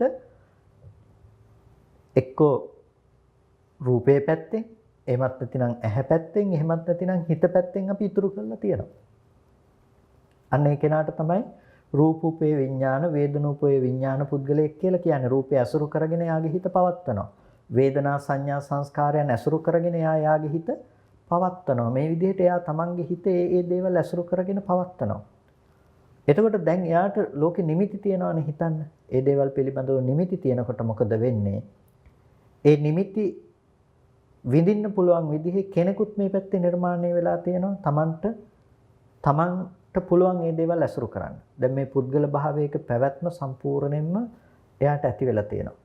එතකොට මේ නිමිත්තක් තියෙනවා නම් නිමිත්ත පිළිබඳව අරමුණු කරලා යන්න පුළුවන්කමත් එයා ළඟ තියෙනවා. නිමිත්ත අරමුණු කරලා යන්න පුළුවන්කම කියලා කිව්වේ. දැන් හිතන්නකෝ අපිට ඇති බවට ලෝකයේ තුල හම්බෙන්නේ යමක් නම් ඒ හම්බෙන දේ අරමුණු කරලා අපිට යන්න පුළුවන්කම තියෙනවානේ. ඔබට යම් කිසි දෙයක් ඇති බවට ඔබට හිතෙන තැනක් තියෙනවා නම් ඔබ ඒ හිතෙන තැනට දැන් පිටත් වෙලා යන්න පුළුවන්කම තියෙනවා. ලංකාව මෙහි තියෙන නිසා ඔබට ලංකාවට එන්න පුළුවන්කම තියෙනවා. ඒ විදිහටම තමයි මේ විදිහට මේ තැනක විඥානයේ පිහිටා තියෙනවා නම් ගති ආගති චුති උප්පත්ති පේනවා. යම් තැනක් ඔබට හිතන්න පුළුවන් නම් හිතන තැනට ඔබට යන්න පුළුවන්කම තියෙනවා. එතන ඉඳලා ආපහු එන්න පුළුවන්කම තියෙනවා. ගතිය සහ ආගතිය පේනවා. ගති ආගති පේනවා නම් චුති උප්පත්ති පේනවා. ඒ තැනකට ප්‍රතිසන්දි වශයෙන් යන්න පුළුවන්කම තියෙනවා. එතකොට අපිට ඒ තැනට ප්‍රතිසන්දි වශයෙන් යන්න පුළුවන්කම තියෙනකොට හේතු ටික අනුව අපි කොහෙටද දාන්නේ කියලා තීරණය කරලා තියෙනවානේ. රුවන්වැලිසෑය මෙහි තියනවා කියලා හිතනකොටම ඔබට ගති ආගති පේනවා. ඔබට එන්න පුළුවන්කම තියෙනවා රුවන්වැලිසෑය ළඟට. රුවන්වැලිසෑය ඇවිල්ලා බලන්න පුළුවන්කමක් තියෙනවා. ආපහු බලලා ඔහෙට එන්න පුළුවන්කමක් තියෙනවා. ගති ආගති පේනවා. ගති ආගති පේනකොට චුති උප්පත්තිත් තියෙනවා. චුති උප්පත්තිය කියලා කියන්නේ ඔය රුවන්වැලිසෑය අරමුණු කරගෙන පවතින වේලාවකදී ඔබ අන්තිම අරමුණක් විදිහට ඔක අරමුණු වුණොත් එහෙම ඔතන අලෝභය සමෝහ තියෙන නිසා රුවන්වැලිසෑය විඳින්න පුළුවන් තැනකට ප්‍රතිසන්දි වශයෙන් ඔබපත් වේ. ඒ ලක්ෂණය අනුව එක්ක මනුස්ස ලෝකේ මිනිස්සෙක් හැටියට හෝ එහෙම නැතිනම් දිව්‍ය ලෝකේ දෙවියෙක් හැටියට හෝ ප්‍රතිසන්දි වශයෙන් යන්න පුළුවන්කම තියෙනවා. හැබැයි ඔබට අකුසල සහගත අරමුණක් ඔබ ලෝකෙ තුල වැඩිපුර භාවිත කරපු අරමුණක් හම්බුනොත් එහෙම ඒක ඇසුරු කරගෙන ඒක අරමුණු කරගෙන අනිවාර්යයෙන්ම දුගතියකට යන්න සිද්ධ වෙනවා. චුති උප්පත්ති පේනවා. චුති උප්පත්ති පේන්නේ මොකක් තිබුණොත්ද? විඥාණයට අරමුණක් තිබුණොත්. ආරම්මනමේතස්ස විඥානස්ස තිති කියලා කිව්වේ ඒකයි. එතකොට ආරම්මනමේතං විඥානස්ස තිති කියනකොට මේ ඒ අරමුණ විඥානයේ පැවැත්මට උපකාර වෙනවා. රූප වේදනා සංඥා සංකාර විඥාන සංකාර කියන මේ ධර්මය විඥානයේ පැවැත්මට පිහිටා සිටින්න තැනක් බවට පත් වුනහම නැවත ඒ දේවල් ඇති බවට හම්බුනහම ඊට අනුරූපීව උත්පත්තිය පිණිස යන්න පුළුවන්කම තියෙනවා. ඒ නිසා අපිට ඒ දෙයට යන්න පුළුවන්කම තියෙනවා කියනකොට එතන තියෙන භයානකම දේ තමයි අපිට ඔතන කුසල හේතුත් යෙදෙනවා අකුසල හේතුත් යෙදෙනවා වැඩිපුරම අකුසල හේතු තමයි යෙදෙන්නේ. එතකොට දුගතියට යන්නේ තියෙන හේතු ටික අපි වැඩිපුර එකතු කරගෙන තියෙනවා. එතකොට මෙන්න මේ විදිහට ජීවත් වෙන කෙනෙකුට යම්කිසි කෙනෙකුට බුදුරජාණන් වහන්සේ දේශනා කරන රූප ධාතු යාච්ඡේ භික්ඛවේ භික්ඛුනෝ රාගෝ පහිනෝ හෝති රාගස්ස පහනා වච්චිජ්ජතාරම්මනා පතිට්ඨා විඥානස්ස නොහෝති. එතකොට යම්කිසි කෙනෙකුට මේ රූප ධාතුව පිළිබඳව තමන්ගේ හිත පිහිටෝගෙන ඉන්න කෙනෙකුට ඒ කියන්නේ මේ අරමුණ සිඳිලා ගියොත් එහෙම රාගයේ ප්‍රහීන කිරීම නිසා වොච්චිජ්ජතාරම්මන වුණොත් එහෙම අරමුණ සිඳුනොත් එහෙම මේ රූපේ පිළිබඳව පවත්නා එයාට ඒ කර්ම විඥානයේ පැවැත්මට විදිහක් ඇත්තේ නැහැ. කර්ම විඥානයේ තියෙන්න පුළුවන් කමක් ඇත්තේ නැහැ. එතකොට ඒ කර්ම විඥාණයට ඒ ආරම්මණය පිහිට වෙන්නේ නැහැ. ඒ කර්ම විඥාණයට ඒ ආරම්මණය පිහිට වෙන්නේ නැහැ කියලා කිව්වේ. දැන් අපි යම්කිසි අරමුණක් සිහිපත් කළා තමයි ඒ විඥාණයට පිහිටා සිටින්න තැනක් තිබුණොත් තමයි අපි ඊට අනුරූපව අපිට හිතන්න පුළුවන්කම තිබුණේ. හැබැයි දැන් විඥාණයට ඇසුරු කරන්නට විඥාණයට පවතින්නට තැනක් නැත්තම් ඒ ආරම්මණයේ වොච්චිජ්ජිත භාවය නිසා එතකොට සිද්ධ වෙන්නේ මොකද්ද? අරමුණේ පැවැත්ම පේන්නේ නැහැ. ඒ කියන්නේ මේ අරමුණ ගිහිල්ලා පතිත වෙන්න තැනක් ඇත්තේ නැහැ. අරමුණ පතිත වෙන්න තැනක් නැති වෙනකොට වොච්චිජ්ජත භාවයටපත් වෙනකොට ඒ අරමුණ අප්‍රකටව යනවා. අපතිට්ඨිත විඥාන කියලා කියනවා. නොපිහිටියා වූ විඥානයක් තියෙනවා කියලා. විඥානයේ යම් තැනක පිහිටන්නේ නැත්නම් නොපිහිටන දේ පේන්නේ නැහනේ. යම් තැනක විඥානයේ පිහිටන්නේ නැත්නම් නොපිහිටන දේ පේන්නේ නැහැ. පිහිටියොත් තමයි ඒක දකින්න පුළුවන්කම තියෙන්නේ. ඒක හරියට ආලෝකය වගේ. එතකොට ඒක යම් තැනක ලේසර් ආලෝකයක් වගේ. ඒක යම් තැනක පිහිටියොත් තමයි ඒක දකින්න පුළුවන්කම තියෙන්නේ. නොපිහිටියොත් ඒක දකින්න පුළුවන් කමක් නැත්තේ නෑ. අන්න ඒ වගේ තමයි මේ විඥානය කියන එක හැම වෙලාවකදීම ඒක පිහිටා සිටින්න තැනක් තිබුණොත් තමයි ඒකේ පේන්නේ. ඒ පෙනුනොත් තමයි ඊට අනුරූපීව ගති ආගති චුති උප්පත්ති දකින්න පුළුවන්කම තියෙන්නේ. දැන් බුදුරජාණන් වහන්සේ පෙන්වා දෙන්නේ මොකද්ද? ওই විඥානයේ පිහිටා සිටින්නට තැනක් නැති කරන්නට නැතිනම් ඒ ආරම්මණය සිඳ දමන්නට. දැන් රූපාරම්මනව පිහිටියොත්නේ අපි ওই කතා ටික කතා කරද්දී දැන් රූපාරම්මණය සිඳ දමලා තිබුණොත් රූපාරම්මණය නැති කරලා තිබුණොත් අන්න ඒකට කියනවා වච්චිජ්ජතාරම්මන කියලා. වච්චිජ්ජතාරම්මන කියලා කියන්නේ සිඳින ලද ආරම්මණය තිබුණොත් එහෙම. එතකොට විඥානයේහි පිහිටීමක් පේන්නේ නැහැ. විඥානයේහි පිහිටීමක් පේන්නේ නැති වුණොත් එහෙම තදප්පතිට්ඨිතං විඥානං ඒ අපපතිට්ඨිත විඥානය තියෙනකොට විඥානය එතන අවිරෝල්හින් විරෝල්හියකටපත් වෙන්නේ නැහැ. ඒ වගේම අනபிසංඛය විමුක්තං. එතකොට මේ අනபிසංඛච්ඡ විමුක්තං කියලා කියනවා සංස්කරණයකට ලක් කරන්නේ නැතුව එතනදී විමුක්තිය කියන දේ සාක්ෂාත් කරලා තියෙනවා. එතකොට විමුක්තත්තා ඨිතං ඨිතත්තා සන්තුසිතං සන්තුසිතත්තා නපරිතස්සති අපරිතස්සං පච්චත්තං චේ පරිනිබ්බායති. එතකොට තමා තුළම පිරිනිවෙන්නට පුළුවන් ආකාරය පිළිබඳව බුදුරජාණන් වහන්සේ මේ තුලදී දේශනා කරනවා. කතං කරණීයන් නාපරං ඉත්තත්තායාති කලයුත්ත කළා මත්තෙහි කලයුත්තක් නැහැ කියලා නුවණක් ඇති වෙන ආකාරයට අපේ මානසිකාරය කොහොමද පවත්වන්නේ කියලා අපට දේශනා කළා. ඒතකොට දැන් මෙතනදී මේ උපේ සූත්‍රය තුල මට පැහැදිලි කරන්නට අවශ්‍ය වුණ දේ තමයි යම්කිසි කෙනෙකුට තමන්ගේ මනස පැවැත්විය යුතු ක්‍රමය. දැන් කාම ධාතුව පිළිබඳව අපි කතා කළා. කාම ධාතුව තිබුණොත් කාම සංඥා උපදිනවා කියලා කිව්වා. කාම සංඥා තිබුණොත් ඒ කෙනාට කාම සංකල්පනා උපදිනවා කියලා කිව්වා. මේ විදිහට මෙයාගේ ලෝකයේ තුල පැවැත්මක් පේනකොට ඒ ධාතුවට අනුරූපීව පැවැත්මවල් හදාගෙන යනකොට එයාට මේ ධාතුව වෙනස් කරන්න වෙනවා. එයා ජීවත් වෙන ධාතුව වෙනස් කරන්නට වෙනවා. එයා ස්වභාවයෙන්ම පය ගහලා ඉන්න තැන වෙනස් කරන්න වෙනවා. ඒ පය ගහලා ඉන්න තැන වෙනස් කරන්නට තමයි අපිට මේ කියන කාරණා ටික දකින්නට අවශ්‍ය වෙන්නේ. එතකොට කාම ධාතුව කියන දේ අපිට පේන්නේ රූප උපේවණං, වේදනා උපේවණං, සංඥා සංඛාර විඥාන උපේවණං අපිට මේ ධාතුව දකින්නට පුළුවන්කම තියෙන්නේ. මෙන්න මේ දේ උපය කරගන්න නැතිනම් විඥානයේ තෘෂ්ණාමාන දෘෂ්ටි වශයෙන් රූප වේදනා සංඥා සංඛාර කියන දේවල් ඇසුරු කරගන්නේ නැතිනම් අන්නේ කිසිම තැනක යාට පණවන්න පුළුවන් කමක් නැත්තේ නැහැ. ලෝකයයි කියලා යමක් පණවන්නට පුළුවන් කමක් නැත්තේ නැහැ. ඉතින් මෙන්න මේ විදිහට යම්කිසි කෙනෙකුට රූපයේ පිළිබඳව විඥාණය අපතිට්ඨිත භාවයටපත් වෙලා නම් රූපය කියන දේ පිහිටා සිටින් නැත්නම් දැන් එයාට මරණාසන්න මොහොතේදී රූපයක් ගැන හිතලා යන්න පුළුවන් කමක් නැත්තේ නෑ. ලෝකයේ තුල පවතින රූප ඇත්තේ නෑ. වේදනාවක් ගැන හිතලා යන්න පුළුවන් කමක් නෑ. ලෝකේ පවතින වේදනා ඇත්තේ නෑ. දැන් අපිට ලෝකේ පිරීලා තියෙනවානේ සම්පූර්ණම රූප ගොඩාක් තියෙනවා කියලා. වේදනා ගොඩක් තියෙනවා කියලා. සංඥා සංඛාර ගොඩක් තියෙනවා කියලා.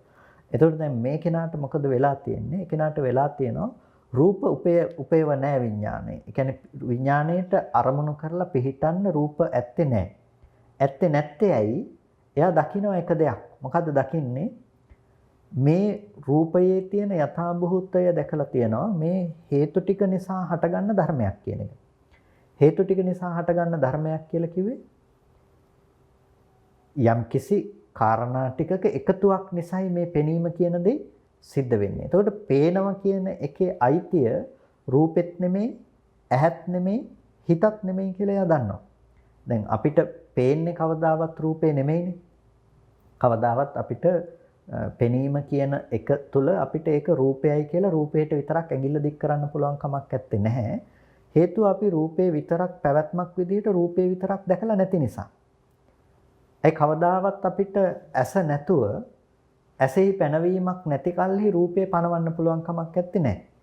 එතකොට අපි රූපේ දකින්නවා කියලා දකින්නේ ඇස කෙරෙහි පැමිණි ඇසට පතිත වුණ උපවත් භාවයට ආපු වර්ණ සටහනක් කියන එක. එතකොට ඇහැ පැත්තේ තිබුණ උපවත් බව කෙරෙහි පතිත වුණ වර්ණ සටහන් මාත්‍රයේ විතරයි අපි අද රූපේ කියලා දැනගන්නේ. එතකොට මේ වර්ණ සටහන දැන ගැනීම කියන එක सिद्ध කරලා තියෙන්නේ ඔය ප්‍රසාදයේ පැත්තේ තියෙන උපයට අනුව මිසක කවදාවත් එළියේ තියෙන රූපයට අනුවම නෙමෙයි. ඒ නිසා අපිට කියන්න පුළුවන් කමක් නැහැ 10 දෙනෙක් ගත්තොත් 10 දෙනාම දකින්නේ එකම රූපයයි කියලා. මොකද ප්‍රසාදයේ වෙනස් වෙලා තිබුණොත් ඒක වෙනස් වෙලා තියෙනවා. එතකොට කවදාවත් එකම රූපේ නෙමෙයි දකින්නේ. මම කියන්නේ ඔකට හොඳම දේ කණ්ණාඩියක් ළඟට ගිහිල්ලා අපි මූණ බලන එක කියලා. කණ්ණාඩියක් ළඟට ගිහිල්ලා මූණ බලන්න ගියොත් කණ්ණාඩි 5ක් ළඟට ගිහිල්ලා අපිට එක එක කණ්ණාඩියෙන් එක එක විදිහේ මූණවල් දකින්න පුළුවන්. එකකින් ටිකක් දිගයි, එකකින් ටිකක් පළලයි. අපිට කොයි කණ්ණාඩියේ තියෙන එකද හරිම කියලා අහුවොත් අපිට කියන්න පුළුවන් කමක් නැහැ. අන්න ඒ වගේ තමයි අපිට කවදාවත් රූපේ පැත්තේ අපි දකින්න එක හරිමයි කියලා කියන්න පුළුවන් කමක් නැත්තේ නෑ. රූපේ පේන්නේ අපිට ප්‍රසාදයේ යම් මට්ටමකටද. දැන් අර මූණ අපිට පේන එක වෙනස් වෙලා තියෙන දර්පණ තලයේ වෙනස් වෙනකොටනේ එතන. ඒ වගේම මේ ප්‍රසාදයේ උපවත් බව වෙනස් වෙනකොට කෙනකෙනාට රූපේ පෙන්ලා තියෙන ඒ විදිහට. එහෙනම් අපිට පේන දේ ඔක්කොම එළියේ තියෙන රූපයයි කියලා එළියට ඇඟිල්ල දික් කරනවා නම් ඒක වැරදි. අපි දකින්නේ ප්‍රසාදයේ කෙරෙහි පතිත වූ රූපේ විතරයි. එළියේ තියෙන රූපේ නෙමෙයි. එතකොට ඇහැට රූප කොච්චර ආවත් ඒ පිළිබඳව නැඹුරු මානසිකාරය නැත්තම් එතන හටගන්න හිතක් නැත්තම් ඒක දැනගන්න පුළුවන් කමක් නැහැ. එතකොට එතන හිතකුත් වෙලා තියෙනවා. ඒ හිත යම් විදිහකටද අරමුණු කරන්නේ, ඒ හිත කොයි විදිහටද පිහිටා සිටින්නේ, ඒ විදිහට තමයි දැනගන්න පුළුවන්කම ලැබිලා තියෙන්නේ. එතකොට දැන් අද පේනවා කියන යම් සිදුවීමක් තියෙනවා නම් ඒ පෙනීම කියන සිදුවීම ඇතුලේ අපිට තියෙනවා ඇහැ රූප චක්කු විඥාන කියලා ගත්ත මේ ධර්මතා තුනක පැවැත්මක්. මේ ඇහැ රූප චක්කු විඥාන කියන මේ ධර්මතා තුන කියන එකතුව, මේ තුන් දෙනාගේ එකතුව කියන එක රූපෙද පෙනුනේ කියලා කිව්වොත් පෙනුනේ රූපය කිව්වොත් වැරදි. මොකද මේ තුන් දෙනාගේ එකතුව නිසායි පෙනුනේ. පෙනීම කියන එක රූපෙට විතරක් දෙන්න පුළුවන් කමක් නැහැ. ඇහැට විතරක් දෙන්න පුළුවන් කමක් නැහැ. හිතට විතරක් දෙන්න පුළුවන් කමක් නැහැ. මේ තුන් දෙනාගෙන් පරිබාහිර වූ දෙයක් කියන්න පුළුවන් කමකුත් නැහැ. ඒ නිසා මේ තුන් දෙනෙක්ගේ එකතුව වුණ තැනක තමයි මේ විදිහේ දෙයක් හටගත්තේ. දැන් අපිට මේක පෙනීම කියන දේ අපිට රූපේ පැත්තෙන් හිතෙන් නිමිත්ත ඉතුරු කළා නම් අන්න ඒ කෙනාට කියනවා විඥානයේ රූපය උපය කොටගෙන තියනවා කියලා. රූපූපය විඥාන පුද්ගලයෙක් කියලා. ඇයි? එයාට දැන් මේ පෙනුන දේ රූපේ පැත්තේ පිහිටා සිටි දෙයක් හැටියට පේනවා. රූපේ පැත්තේ තියෙන දෙයක්. ඇහැ පැත්තේ තියෙන දෙයක් හැටියට පේනවා. එහෙම නැතිනම් ඒක හිත පැත්තේ තියෙන දෙයක් හැටියට කෙනෙකුට පේන්න පුළුවන්කම තියෙනවා. මේ කොහෙන් ගියත් මේ හැමෝම එකම තැනක පිහිටා සිටිනවා. ඒ තමයි මේ හේතු ටික නිසා හටගත්ත දේ හේතු නැති වෙනකොට නැති වෙනවා කියලා නොදන්නාකම නිසා ඒ පැත්තේ ඉතුරු වෙනවා කියලා නිමිති ටික තියෙනවා. අපි කණ්ණාඩියක් ඉස්සරහට ගිහිල්ලා කණ්ණාඩිය ඉදිරියට නැමෙනකොට මූණ බලනකොට අපි ගියපු නිසාම පේනවා.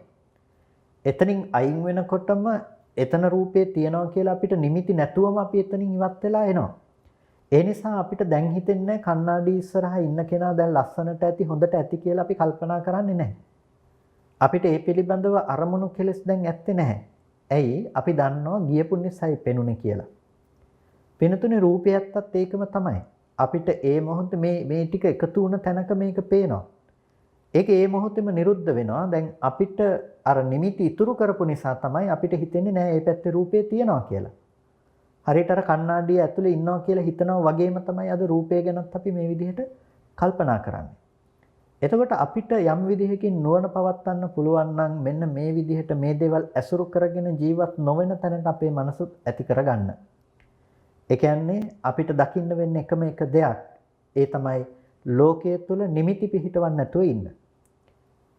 අපිට රූපයේ තුල, වේදනාව තුල, සංඥා සංස්කාර විඥානයන් තුල අපිට නිමිති පිහිටවන්න නැතුව ඉන්න පුළුවන් නම් අන්නේ නිමිති පිහිටවන්න නැති වෙනකොට දැන් විඥාණයට ඇසුරු කරන්න එළියේ තියෙන ලෝකයේ තියෙන නිමිති හම්බ වෙන්නේ මේ කියන්නේ බාහිර තියෙන රූපය නෑ කියලා නෙමෙයි. මේක වරදවා ගන්න එපා කවුරුත්. එළියේ මොකක්වත්ම නෑ මේ ඔක්කොම හිතේ කියනවත් නෙමෙයි. ඒ වගේම මේ හිත විතරක්ම මේ ඔක්කොම හදලා තියනවා කියනවත් නෙමෙයි. නැතිනම් එළියේ ඔක්කොම තියනවා කියනවත් නෙමෙයි. මේ කතා කරන්නේ මේ හේතු ටික නිසා හටගත්ත ධර්මයක් ඒක හටගෙන ඉතුරු නැතුව නිරුද්ධ වෙනවා. ඒ ආයතනයේ ස්වභාවය ඒකයි. එතකොට විඥාණයෙන් ඒ පැත්තේ නිමිති ඉතුරු කරලා ආවොත් අපිට ඒ පැත්ත ගැන හිතන්න පුළුවන්කම තියෙනවා මෙහෙට වෙලා. හිතන්න පුළුවන්කම තිබ්බොත් ගති ආගති පේනවා. ගති ආගති තිබුණොත් චුති උප්පත්ති පේනවා.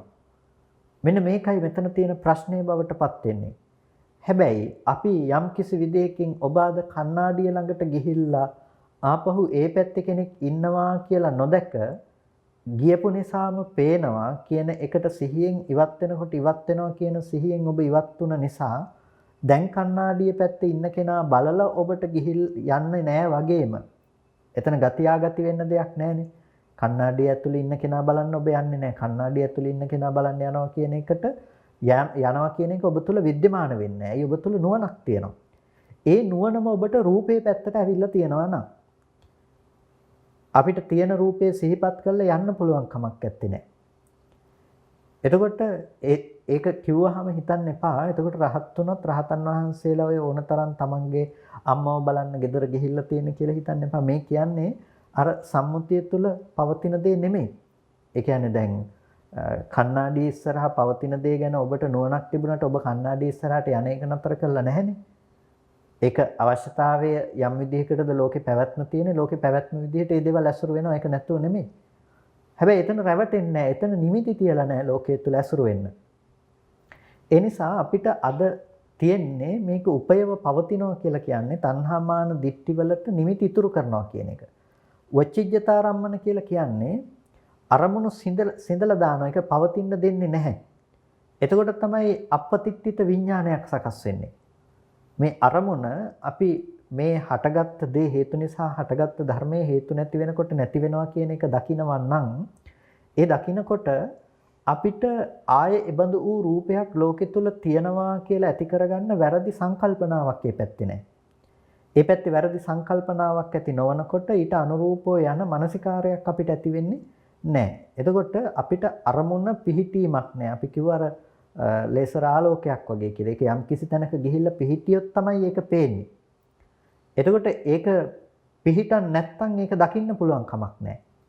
අන්න ඒ වගේ තමයි පින්නතුනේ අපිට අද මේ තියෙන දේත්. ඒ කියන්නේ විඥාණය යම් කිසි තැනක පිහිටියොත් ඒ දේ विद्यमान වෙනවා. හැබැයි විඥාණය නොපිහිටියොත් ඒක පේන්නේ නැහැ. ඒ නිසායි අපපතිත්‍ිත විඥාන කියලා කියන්නේ.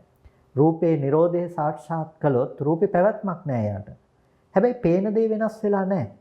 රූප පෙනිලා තියෙනවා. දැනගන්න දේ වෙනස් වෙලත් නැහැ. දැනගෙනත් තියෙනවා දැනගන්න දේ. හැබැයි මේක එළියේ තියනවා කියලා ගන්න වැරදි දැකීමට එතන ඉඩක් තිබිලා නැහැ. ඇයි රූපය තියෙන රූපයක් ඇසුරු වෙලා නැති නිසා. ඒ නිසා මේක එක පැත්තකින් ගත්තොත් තාක්ෂණයක්. මේක විද්‍යාවක්. ලෝකෙ තුල තියෙන අවිද්‍යාව දුරු කරලා ලබන්න තියෙන විද්‍යාවක්. එතකොට මෙන්න මේ විද්‍යාව යම් කිසි තැනක උපදවා ගත්තොත් එයා කාම ධාතුව තුලම තියෙන දේ නැති කළා. එතකොට එයා කාම සංඥා නැහැ. ව්‍යාපාද ධාතුව දුරු කළා ව්‍යාපාද සංඥාවක් නැහැ. මේක නැති කරලා තියෙන తాවකාලිකව තියෙද්දි නැති කරලා නෙමෙයි. ලෝකේ තියෙනවා ඇලිය යුතු දේවල් තියෙනකොට මේක යට කරලා ඉන්නව නෙමෙයි.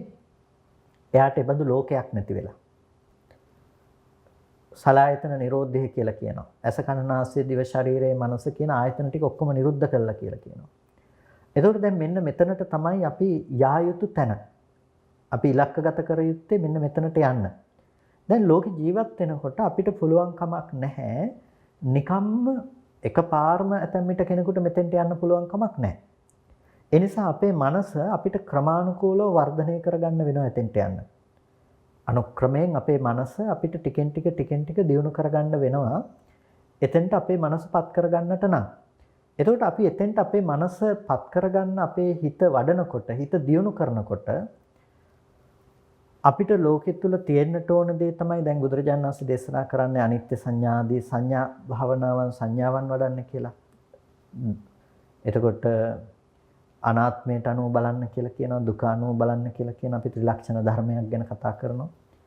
එතකොට මේ අනිත්‍ය සංඥා, දුක්ඛ සංඥා, අනාත්ම සංඥා කියලා මේ සංඥා ගැන කතා කළාට මේ උදේවැය ඥානයක් පිළිබඳව උදේවැය දකින්නට කියලා කිව්වට, මේ රූපේහි අනිත්‍යතාවය දකින්න කියලා කිව්වට අපිට තේරුම් ගන්න අවශ්‍ය දේ තමයි අපිට රූපය කියන දේ ප්‍රකට වෙලාද කියන එක. රූපය කියන දේ ප්‍රකට වෙලාද කියලා කිව්වේ අපිට දැන් අද ලෝකේ තියෙන නිමිති විදිහට ගත්ත අපි සංකතය තුල අපි ගොඩනගාගත්ත දේවල් තමයි අපි අසුරු කරන්නේ. අම්මා තාත්තා, ගෙවල් දොරවල්, දුව පුතා, යාන වාහන, වටිනකම් ඇති නොවටිනකම් තියෙන මේ ගොඩාක් නානත්වයක් සහිත ලෝකයක් අපි අසුරු කරනවා. සංඥා නානත්වයක් තියෙනවා. කාම ධාතුව තුළ අපිට තියෙන කාම සංඥාවන්ගේ නානත්වයක් තියෙනවා. ඒ නිසා තමයි අපිට කාම සංකල්පනාවන්ගේ නානත්වය හැදිලා තියෙන්නේ. ඒ නිසා තමයි කාම ඡන්දේ නානත්වය තියෙන්නේ. ඒකට මෙබඳු ලෝකයක ජීවත් වෙන අපිට පින්නතුනේ මේ දේවල් ගැන තවදුරටත් හිත විදර්ශනාවක් කරන්න ගියොත් ඒක අමතර වෙහෙසක් විතරක් වෙනවා. මේ දේවල් ගැන හිත මේ විදිහට වඩන්න ගියොත් ඒක අමතර වෙහෙසක් විතරක් වෙනවා. ඇයි අපි උදේවැය දකින්න හදලා තියෙන මේ තියෙන දේවල් වල මිසක අපි හදලා තියෙන ස්කන්ධ ධර්මයක නෙමෙයි. එනිසා පළවෙනියටම ඔබේ ජීවිතයේ ඔබ මේ මාර්ගයක් ප්‍රතිපදාවක් පුරුදු කරන කෙනෙක් විදිහට ඔබ උත්සාහවත් විය යුතු පළවෙනි ඉලක්කය හැටියට මම දකින්නේ ඔබ රූපය ප්‍රකට කරගත යුතුයි. රූපය කියන්නේ මොකක්ද කියලා. එතකොට ඔබ රූපය කියන්නේ මොකක්ද කියලා ප්‍රකට කරගන්නකොට ඔබට පේනවා අපිට රූප ස්කන්ධය කියන තැන. ඒ කියන්නේ සතර මහා ධාතු සහ වර්ණ ගන්ධ රස ඕජා කියන මේ රූපස්කන්ධය කියලා කියන්නේ මොන මට්ටමකද? එතකොට ඇහැට රූපේ පේනවා කියලා කියනකොට ඇහැට රූපේ පේන්නේ මොන මට්ටමකින්ද කියන එක ඔබට දකින්න පුළුවන්කම තියෙන්නේ ඒක දැක්කොත් ඒක තේරුම් ගත්තොත් තමයි. එතකොට දැන් ඇහැට අම්ම පෙනිලා ඇහැට දුව පුතා පෙනිලා ගෙවල් දොරවල් පෙනිලා නෙමෙයි ඇහැට පේන්නේ චක්කු ප්‍රසාදයට ගෝචර වෙන්නේ රූපායතනය කියන එක. නැතිනම් රූප සටහනක් කියන එක, වර්ණ සටහනක් කියන එක. එතකොට වර්ණ සටහන කියන එක ඔය හැම තැනකටම එක එක නානත්වයක් නැහැ, සංඥා නානත්වයක් නැහැ වර්ණ සටහන ඇතුලේ. එකම වර්ණ රූපයක් තමයි ගෝචර වෙන්නේ. එකම වර්ණ රූපයක් කියලා කියන්නේ ඒ මොහොතට ඇති වෙන වර්ණ සටහනක් කියන එක. වර්ණ සටහන ඇතුලේ අම්මා තාත්තා ගෙවල් දොරවල් නැහැනේ. හැබැයි අපිට මේක ඇතුලේ මේ ඒකත්වයේ ප්‍රකට වෙන්න එපා ඉස්සෙල්ලා. අපිට මේ ධර්මතා ටිකක් ගැන මෙනෙහි කරන්න නම් අපිට මේ ධර්මතා ටික ගැන නුවණක් තියෙන්න ඕනේ. ඉතින් අපිට සතර සතිපට්ඨානේ කායानुපස්සන ආදී අනුපස්සනාවන් තුලින් අපි සිද්ධ කරන්නේ මේ නානත්වයක් පේන තැනක ඉස්සෙල්ලා ඒකත්වයක් ගොඩනගා ගැනීම. ඒකේ පළවෙනිම අවධිය තමයි අපිට මෙන්න මේ අපේ මානසිකාරය පවත්වන එක. ඊට පස්සේ තමයි අපි හට ගැනීම සමුදය ධම්මානුපස්සීවා, වය ධම්මානුපස්සීවා, සමුදය වය ධම්මානුපස්සීවා, කායස්මින් විහෙරති කියලා කායानुපස්සනාව ඇතුලේ කතා කරන්නේ. එතකොට ඒක හට ගැනීම අනුව බලමින් වාසය කරනවා, වැයවීම අනුව බලමින් වාසය කරනවා කියලා හැම තැනකදීම අපි කතා කරන්නේ. එතකොට අපිට මේ නානත්වය ඉවත් කරලා ඊට පස්සේ ඒකත්වයකට අපේ හිත ගන්න පුළුවන් පහසු ක්‍රමයක් විදිහට ඒක සකස් කරගන්න පුළුවන්කම තියෙනවා. එතකොට එතනදී අපිට පුළුවන් අපිට පේන අරමුණක් පිළිබඳව අපිට හොඳින් නුවණ තියාගන්න. එතකොට මේ නුවණ තියාගන්නේ මේ ඉදිරිපසෙන් තියෙන කෙනෙක් හෝ පුද්ගලයෙක් කියන සතහන තුල නෙමෙයි අපිට ලෝකය කියලා නිර්මාණය වෙන තමන් තුල තමන්ට හම්බ වෙන තැන. අන්තිමේට මෙන්න මේ ආයතන ටික පිරිසිදු දකින්න තැනට. පච්චත්තං වේදිතබ්බෝ විඤ්ඤෝහිති කියලා කියන්නේ. ඒ කියන්නේ තමන් තුල සාක්ෂාත් කළ යුතු දෙයක් නේ. තමන් තුල දත යුතු දෙයක් මේක. එතකොට මේක ලෝකයේ තුල දත යුත්තක් නෙමෙයි ධර්මය කියලා කියන්නේ. අපිට අනිත් අයට හම්බෙන ලෝකෙ නෙමෙයි අපිට දකින්න වෙන්නේ අපිට ලෝකෙ ගොඩනැගිලා තියෙන්නේ කොහොමද කියලා. එතකොට අපිට ඒක කල්පනා කරලා බලනකොට තමයි පේන්නේ ඇහැට රූපේ පෙනුනේ කොහොමද කියලා අපිට රූපය ගැන තමා තුළින් දකින්න පුළුවන්කම තියෙන්නේ. එතකොට Tamanට පේන්නේ නානත්වයක් තියෙන ලෝකෙ නෙමෙයි Tamanට පේන රූප ලෝකයක්. ඇහැට පෙනුණු දකින්න පුළුවන් දර්ශන ලෝකය ඔබට දකින්න පුළුවන්. ඒ කියන්නේ පේනවා කියන එක නුවණින් අවබෝධ කරගන්න පුළුවන්කම තියෙනවා. එතකොට පෙනීම ඇතුලේ නානත්වයක් ඔබ පනවන්නේ නැහැ. ඔබ දකිනවා මෙන්න මේ විදිහට හටගත්තු ධර්මතා ටිකක් ඇසේ නිරෝධයෙන් හෝ රූප නිරෝධයෙන් හෝ හිතේ නිරෝධයෙන් හෝ මේ තුනේම නැතිවීමෙන් හෝ මේ ටික ඉතුරු නැතුවම නැති වෙලා යනවා. පෙර නොතිබීම හටගත්ත ඉතුරු නැතුවම නැති වෙලා ගියා. අහුත්වා සම්භූතං හුත්වා පටිවේති කියලා කියන්නේ. අහුත්වා සම්භූතං හුත්වා න භවිස්සති කියලා කියන්නේ. එතකොට මෙන්න මේ විදිහට ඒක නුවණින් සම්මර්ෂණය කරලා බලනකොට පේනවා පෙර නොතිබී හටගත්ත ධර්මය ඉතුරු නැතුව නැති වෙලා ගියා කියලා. එතකොට දැන් අපිට ලෝකෙ තුල නිමිති හම්බ වෙන්නේ. එතකොට පළවෙනි තැන තමයි ඒක දකින්න නම් ඔබ උපදවගත යුතු පළවෙනි තැන ඔබ ස්කන්ධ මට්ටම ප්‍රකට කරගන්න ඕනේ. ඒ කියන්නේ නානත්වය අයින් කරලා ඒකත්වයක් ලබා ගැනීම සඳහා කටයුතු කරන්නට ඕනේ. රූපය කියන එක ඇහැට පේනවා වර්ණ රූපය කියන ප්‍රධාන තැනින් අල්ල ගන්න ඕනේ. දැන් අඹ ගෙඩි ගොඩාක් තියෙන කිනිත්තක අර ගහට සම්බන්ධ වෙලා තියෙන ප්‍රධාන නටුවෙන් අල්ලගත්තාම අර ඔක්කොම ගත්තා වගේ වෙනවා. ඒ වගේ තමයි අපිට කොච්චර ඇහැට පේන එක එක විදිහේ රූප තිබුණත් ඔය හැම තැනකම පේන රූපේ ස්වභාවය තමයි වර්ණ සටහනක් කියන එක. ඒ වර්ණ සටහන ගෝචර කරගන්න ඇහැ කියන එක සහ එතනට යමු ඕනේ හිත කියන එක. ওই ටික තමයි පෙනීම කියන දේ තියෙන දේ. එතනින් එහාට වෙන දෙයක් කතා කරන්න පනවන්න පුළුවන් කමක් නැහැ. අන්න ඔතනින් අපිට ලෝකේ ප්‍රකට වෙලා නම් පේන දේ අපිට පේනවා හට ගන්න දේ සහ වැය වෙන දේ කියන දේ. එතකොට අපිට ඊට අනුරූපව නිමිති නැහැ ලෝකෙ තුල. පවතින බවට අසුරු කරන්න නිමිති නැහැ. එතකොට අපිට දෙයක් දිහා බලන්න පුළුවන් නිමිති හිතින් නැති විදිහට. මෙන්න මේ විදිහට අපිට මේ මානසිකාර්යය පවත්වන්න පුළුවන්කම තියෙනවා. එතකොට අපිට ඒ තුල මානසිකාර්යය පැවැත්වීම තුළින් අපිට ලෝකයේ තුල තියෙන අර රළු මානසික මට්ටම ඇති නොවන විදිහට අපේ මනස ක්‍රමක්‍රමයෙන් දියුණු කරලා එතනින් අපිට ගැලවෙන්නට හිත මුදව ගන්නට පුළුවන්කම තියෙනවා. ඉතින් අපි උත්සාහවත් විය යුත්තේ අන්න ඒ තැනට යන්නට. එතකොට හුදෙක් ධාතුව තියෙනකොට අපි මේක යටපත් කරලා තියාගෙන ඉන්නවන්නේ මේ සියල්ලම හාරලා ඉවත් කරලා දාලා. අපි එක මුලක්වත් තියන්නේ නැතුව සම්පූර්ණයෙන්ම ඉවත් කරලා දාලා. ඒ නිසා ලෝකයේ පිරිසිඳ දකින්න තැනට අපි කටයුතු කරන්නට අවශ්‍යයි. ඉතින් මේ කාරණය බුදුරජාණන් වහන්සේ දේශනා කරපු මේ දර්ශනය ඊටාම ගැඹුරු දර්ශනයක්. අපේ ජීවිතය පිළිබඳව අපිට කතා කරලා තියෙන්නේ අපි සාමාන්‍යයෙන් හිතන අපි ප්‍රාර්ථනා කරන අපි දකින සීමාවෙන් ඔබට ගිහිල්ලා. ඉතින් මේ ඔබට ගිහිල්ලා අපිට පෙන්නපු අපිට දේශනා කරපු ඒ දේ අපිට අවබෝධ කරගන්න යනකොට අපිට ටිකක් නුවණින් කල්පනා කරන්න වෙනවා. ප්‍රඥාවෙන් මේ පිළිබඳව අපිට තවදුරටත් නැඹුරු වෙලා කල්පනා කරන්නට හිතන්නට වෙනවා. ඒක අපි දන්න සීමාවෙන් දකින සීමාවෙන් ඔබේ තියෙන දෙයක් නිසා අපිට ටිකක් වෙහෙස වෙන්නට වෙනවා. ඉතින් ඒ නිසා මේ කියන කාරණාවන්ගෙන් සියල්ලම ඔබට සමහර විට නොවැටහෙන්නට පුළුවන්. නමුත් ඔබ අද ඉඳලා පටන් ගත්තොත් ඔබ අද ඉඳලා ආරම්භ කළොත් ඔබට මේක තේරුම් ගන්න බැරි වෙන්නේ නැහැ. තේරුම් ගන්න පුළුවන්කම තියෙනවා. ඒ නිසා ක්‍රමානුකූලව තමන්ගේ මනස අරමුණු වල යථාර්ථය දකින පැත්තට තේරුම් ගන්න පැත්තට පිහිටවන්නට උත්සාහවත් වෙන්න. ඊටමත් ඉක්මනින් ඔබට පුළුවන් වෙයි ඔබේ හිතට ඇතිවෙන ආශ්‍රව සහ කෙලෙස් යටපත් කරලා නිවීම කියන දේ තමන්ගේ ජීවිතේට ලබා ගන්න. හොඳයි කල්පනා කරගන්න හැම කෙනෙක්ම සද්ධර්ම ශ්‍රවණය කරන්නට යෙදුණා. යෝනිසෝ මනසිකාරාධ්‍ය පවත්වන්නට යෙදුණා. ඉතින් අද දවසේදී මේ අරමුණු කරගත්තේ ඊටාම සත්පුරුෂ අදහසක් ඇතිව ඒ වෛද්‍ය මාලින්ද දිසානායක මහත්මයාට විශේෂයෙන් පුණ්‍ය ආනුමෝදනා කරන්නට එතුමා බොහොම සත්පුරුෂව තමන්ගේ ජීවිතය ගත කරපු ධර්මානුකූලව තමන්ගේ ජීවිතය අරගෙන ගියපු ඒ වගේම විශේෂයෙන්ම මෙබඳු ඌ දහම් පරයායම් පිළිබඳව නිරන්තරයෙන්ම තමන්ගේ මනස මෙහෙයවපු ඒ පිළිබඳව සාකච්ඡා කළ සත්පුරුෂයෙක් හැටියටයි අප එතුමාව හඳුනාගෙන තිබුණේ. ඉතින් මේ වසංගත රෝගී තත්ත්වයට එක්ක එතුමාට ජීවිතය අතහැර යන්නට උනත් එතුමා ධර්මයේ තුලින් තමන්ගේ මනස සෑහෙන දුරකට සකස් කරගෙන හිටපු බව එතුමත් එක්ක කළ සාකච්ඡා වලින් අපට තේරුම් ගන්නට අවබෝධ කරගන්නට ලැබුණා. ඉතින් විශේෂයෙන්ම හැමදෙනෙක්ම එතුමාට පුණ්‍යානුමෝදනා කිරීම සඳහා මේ ඊටාම සත්පුරුෂ ක්‍රියාවක් කතවේදී වූ ක්‍රියාවක් තමයි හැම කෙනෙක්ම මේ විදිහට අද දවසේදී සිද්ධ කරන්නට යෙදුනේ.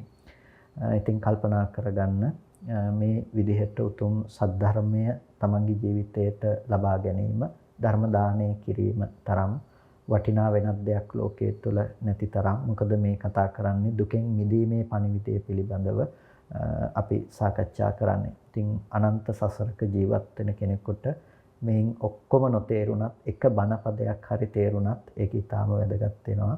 ඉතින් මේ බොහෝ ගැඹුරු ධර්ම කාරණා රාශියක් අපි සාකච්ඡා කළේ. මම කියන්නේ අපිට ඔබට මේ කියපු ඒ වගේ දැනගත්ත දෙයකට වඩා වැඩි දෙයක් දැනගත්තා නම් ඒකත් ලොකු දෙයක්. මොකක්වත්ම තේරුනේ නැත්නම් ඒත් ලොකු දෙයක්. මොකද තේරුණ කෙනාට වැඩි අප්‍රමාදී වෙන්නට ඕනේ මොකක්වත්ම නොතේරුණ කෙනයි කියලා. හේතුව අපිට මෙච්චර බුද්ධ ශාසනයක් ලැබිලා තියෙනකොට මේ ධර්මයේ ගැන අපි ඊටාම අප්‍රමාදී විය යුතුයි. මෙච්චර ධර්මයක් දර්ශනයක් කතා කරනකොට ඒ දර්ශනය පිළිබඳව තේරුම් ගන්නට නොහැකි වුණා නම් තේරුණ කෙනාට වඩා මදක් තේරුණ කෙනාටත් වඩා වැඩිපුර අප්‍රමාදීව සොයා බැලිය යුත්තේ තේරුම් ගන්නට අපහසු වෙන කෙනාමයි. ඒ නිසා ඔබ හැමදිනාටම යම් කිසි පණිවිඩයක් මේ තුළින් තමන්ගේ ජීවිතයට ලබා ගන්නට පුළුවන්කම ලැබෙන්නට ඇති. ඉදිරියේදී මේ ශ්‍රවණය කරන සෑම දිනෙකටත් ඒ තමන්ගේ ජීවිතයට යමක් එකතු කරගන්නට ලැබෙනවා ඇති. ඉතින් ඒ මහා විශාල කුසල කර්මයක් අප ධර්මදේශනා තුළිනුත් ඔබ ධර්ම ශ්‍රවණය කර ගැනීම තුළිනුත් සාකච්ඡා තුළිනුත් සිද්ධ කරගන්නට යෙදුනේ. මේ විදිහට සිද්ධ කරගත්ත සියලු කුසල ධර්මයන් අපි පළමුවෙන් අපට අර්ථයෙන් ධර්මයෙන් අනුශාසනා කළ අපේ ධර්මාචාර්ය අවසරයි මාංකඩවල සුදස්සන ස්වාමීන් වහන්සේට, අවසරයි මාංකඩවල නන්දරතන ස්වාමීන් වහන්සේට, ස්වාමීන් වහන්සේලා දෙනමටම උතුම් නිවනින් සැනසීම පිණිසම හේතු පාරමිතාවක්ම වේවා කියලා ප්‍රාර්ථනා කරනවා. ඒ වගේම සියලු දෙවියෝ මේ පින් සතුටින් සාදුනාදයෙන් අනුමෝදන් වනු ලබත්වා. දෙවියන්ට මේ පින් උතුම් නිවනින් සැනසීම පිණිසම හේතු පාරමිතාවක්ම වේවා කියලා සාදු කියලා හැම කෙනෙක්ම දෙවියන්ට පින් අනුමෝදන් කරන්න. ඒ වගේම මේ සියලුම කුසල ධර්මයන් අපි අනුමෝදන් කරනවා අපවත් වී වදාළ අවසරයි පූජ්‍ය දරණාගම කුසල ධම්මනායක මාහිම්පාණන් වහන්සේට. ඒ වගේම වෛද්‍ය මාලින්ද දිසානායක මහත්මයා ඒ තෙමසකට පෙර මිය පරලෝකීය ඒ පින්වත් මහත්මයාට, ඒ වගේම වෛද්‍ය ආර්.ජී. ප්‍රනාන්දු මහත්මයාට පුණ්‍යානුමෝදනා කරන්නට බලාපොරොත්තු වෙනවා. ඉතින් මේ මාලින්ද මහත්මයා සහ අනිකුත් ඒ සියලුම දෙනා ඇතුළු ඔබ සෑම සියලු දෙනා නමින් මිය පරලෝකීය යම් ඥාතිවරයෙක් පින් බලාපොරොත්තු වෙනවා නම් සෑම සියලු ඥාති වර්ගයාම මේ පින තමන් කළ පිනක් මේ සතුටින් සාදුනාදයෙන් අනුමෝදන් වනු ලබත්වා. ඒ ඥාතීන්ට මේ පින් උතුම් නිවනින් සැනසීම පිණිසම හේතු පාරමිතාවක්ම වේවා කියලා සාදු කියලා හැම කෙනෙක්ම පින් අනුමෝදන් කරන්න. ඒ වගේම මේ සියලුම කුසල ධර්මයන් තුළින් සිද්ධ කරගත්ත ඒ සියලුම කුසල ධර්ම ශක්තියෙන් අපි ආශිර්වාද කරනවා. අවසරයි ඒ ලන්ඩන් සම්බෝධි විහාරාධිකාරී මඩුගල්ලේ මහානාම ස්වාමීන් වහන්සේට, ඒ වගේම අපරක්කේ ධම්මානන්ද ස්වාමීන් වහන්සේටත් අපි අනුමෝදන් කරනවා. ගෞරවනීය ස්වාමීන් වහන්සේලාටත් මාර්ග බ්‍රහ්මචර්යාව යෙහිම් පූර්ණේ කරගෙන කායික මානසික සැනසෙල්ල ඇතිව උතුම් නිවනින් සැනසෙන්නට මේ කුසලය හේතු පාරමිතාවක්ම වේවා කියලා කවුරුත් සාදු කියලා පින් අනුමෝදන් කරන්න. ඒ වගේම අද දවසේදී මේ ධර්ම දේශනාවෙහි ඒ ආරාධනා දායකත්වයේ දරලා කටයුතු කරපු මංගල සිරිවර්ධන මහත්මයා, ඒ වගේම දිනෝත්තා සිරිවර්ධන මහත්මිය ඇතුළු ඒ පින්වත් පිරිසටත්, ඒ වගේම මේ සියලු කටයුතු සංවිධානය කරන්නට සියලුම සත්පුරුෂ භාවයේ කටයුතු කළ ඩොන් රත්නායක මහත්මයාට, ඒ වගේම මන්ත්‍රිකා ජයවර්ධන මහත්මිය ඇතුළු ඒ සෑම සියලු දෙනාටම අපි මේ පින් අනුමෝදන් කරනවා.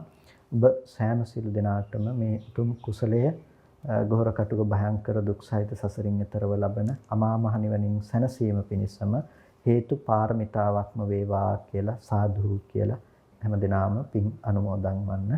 හැම දිනාටම තෙරුවන් සරණයි.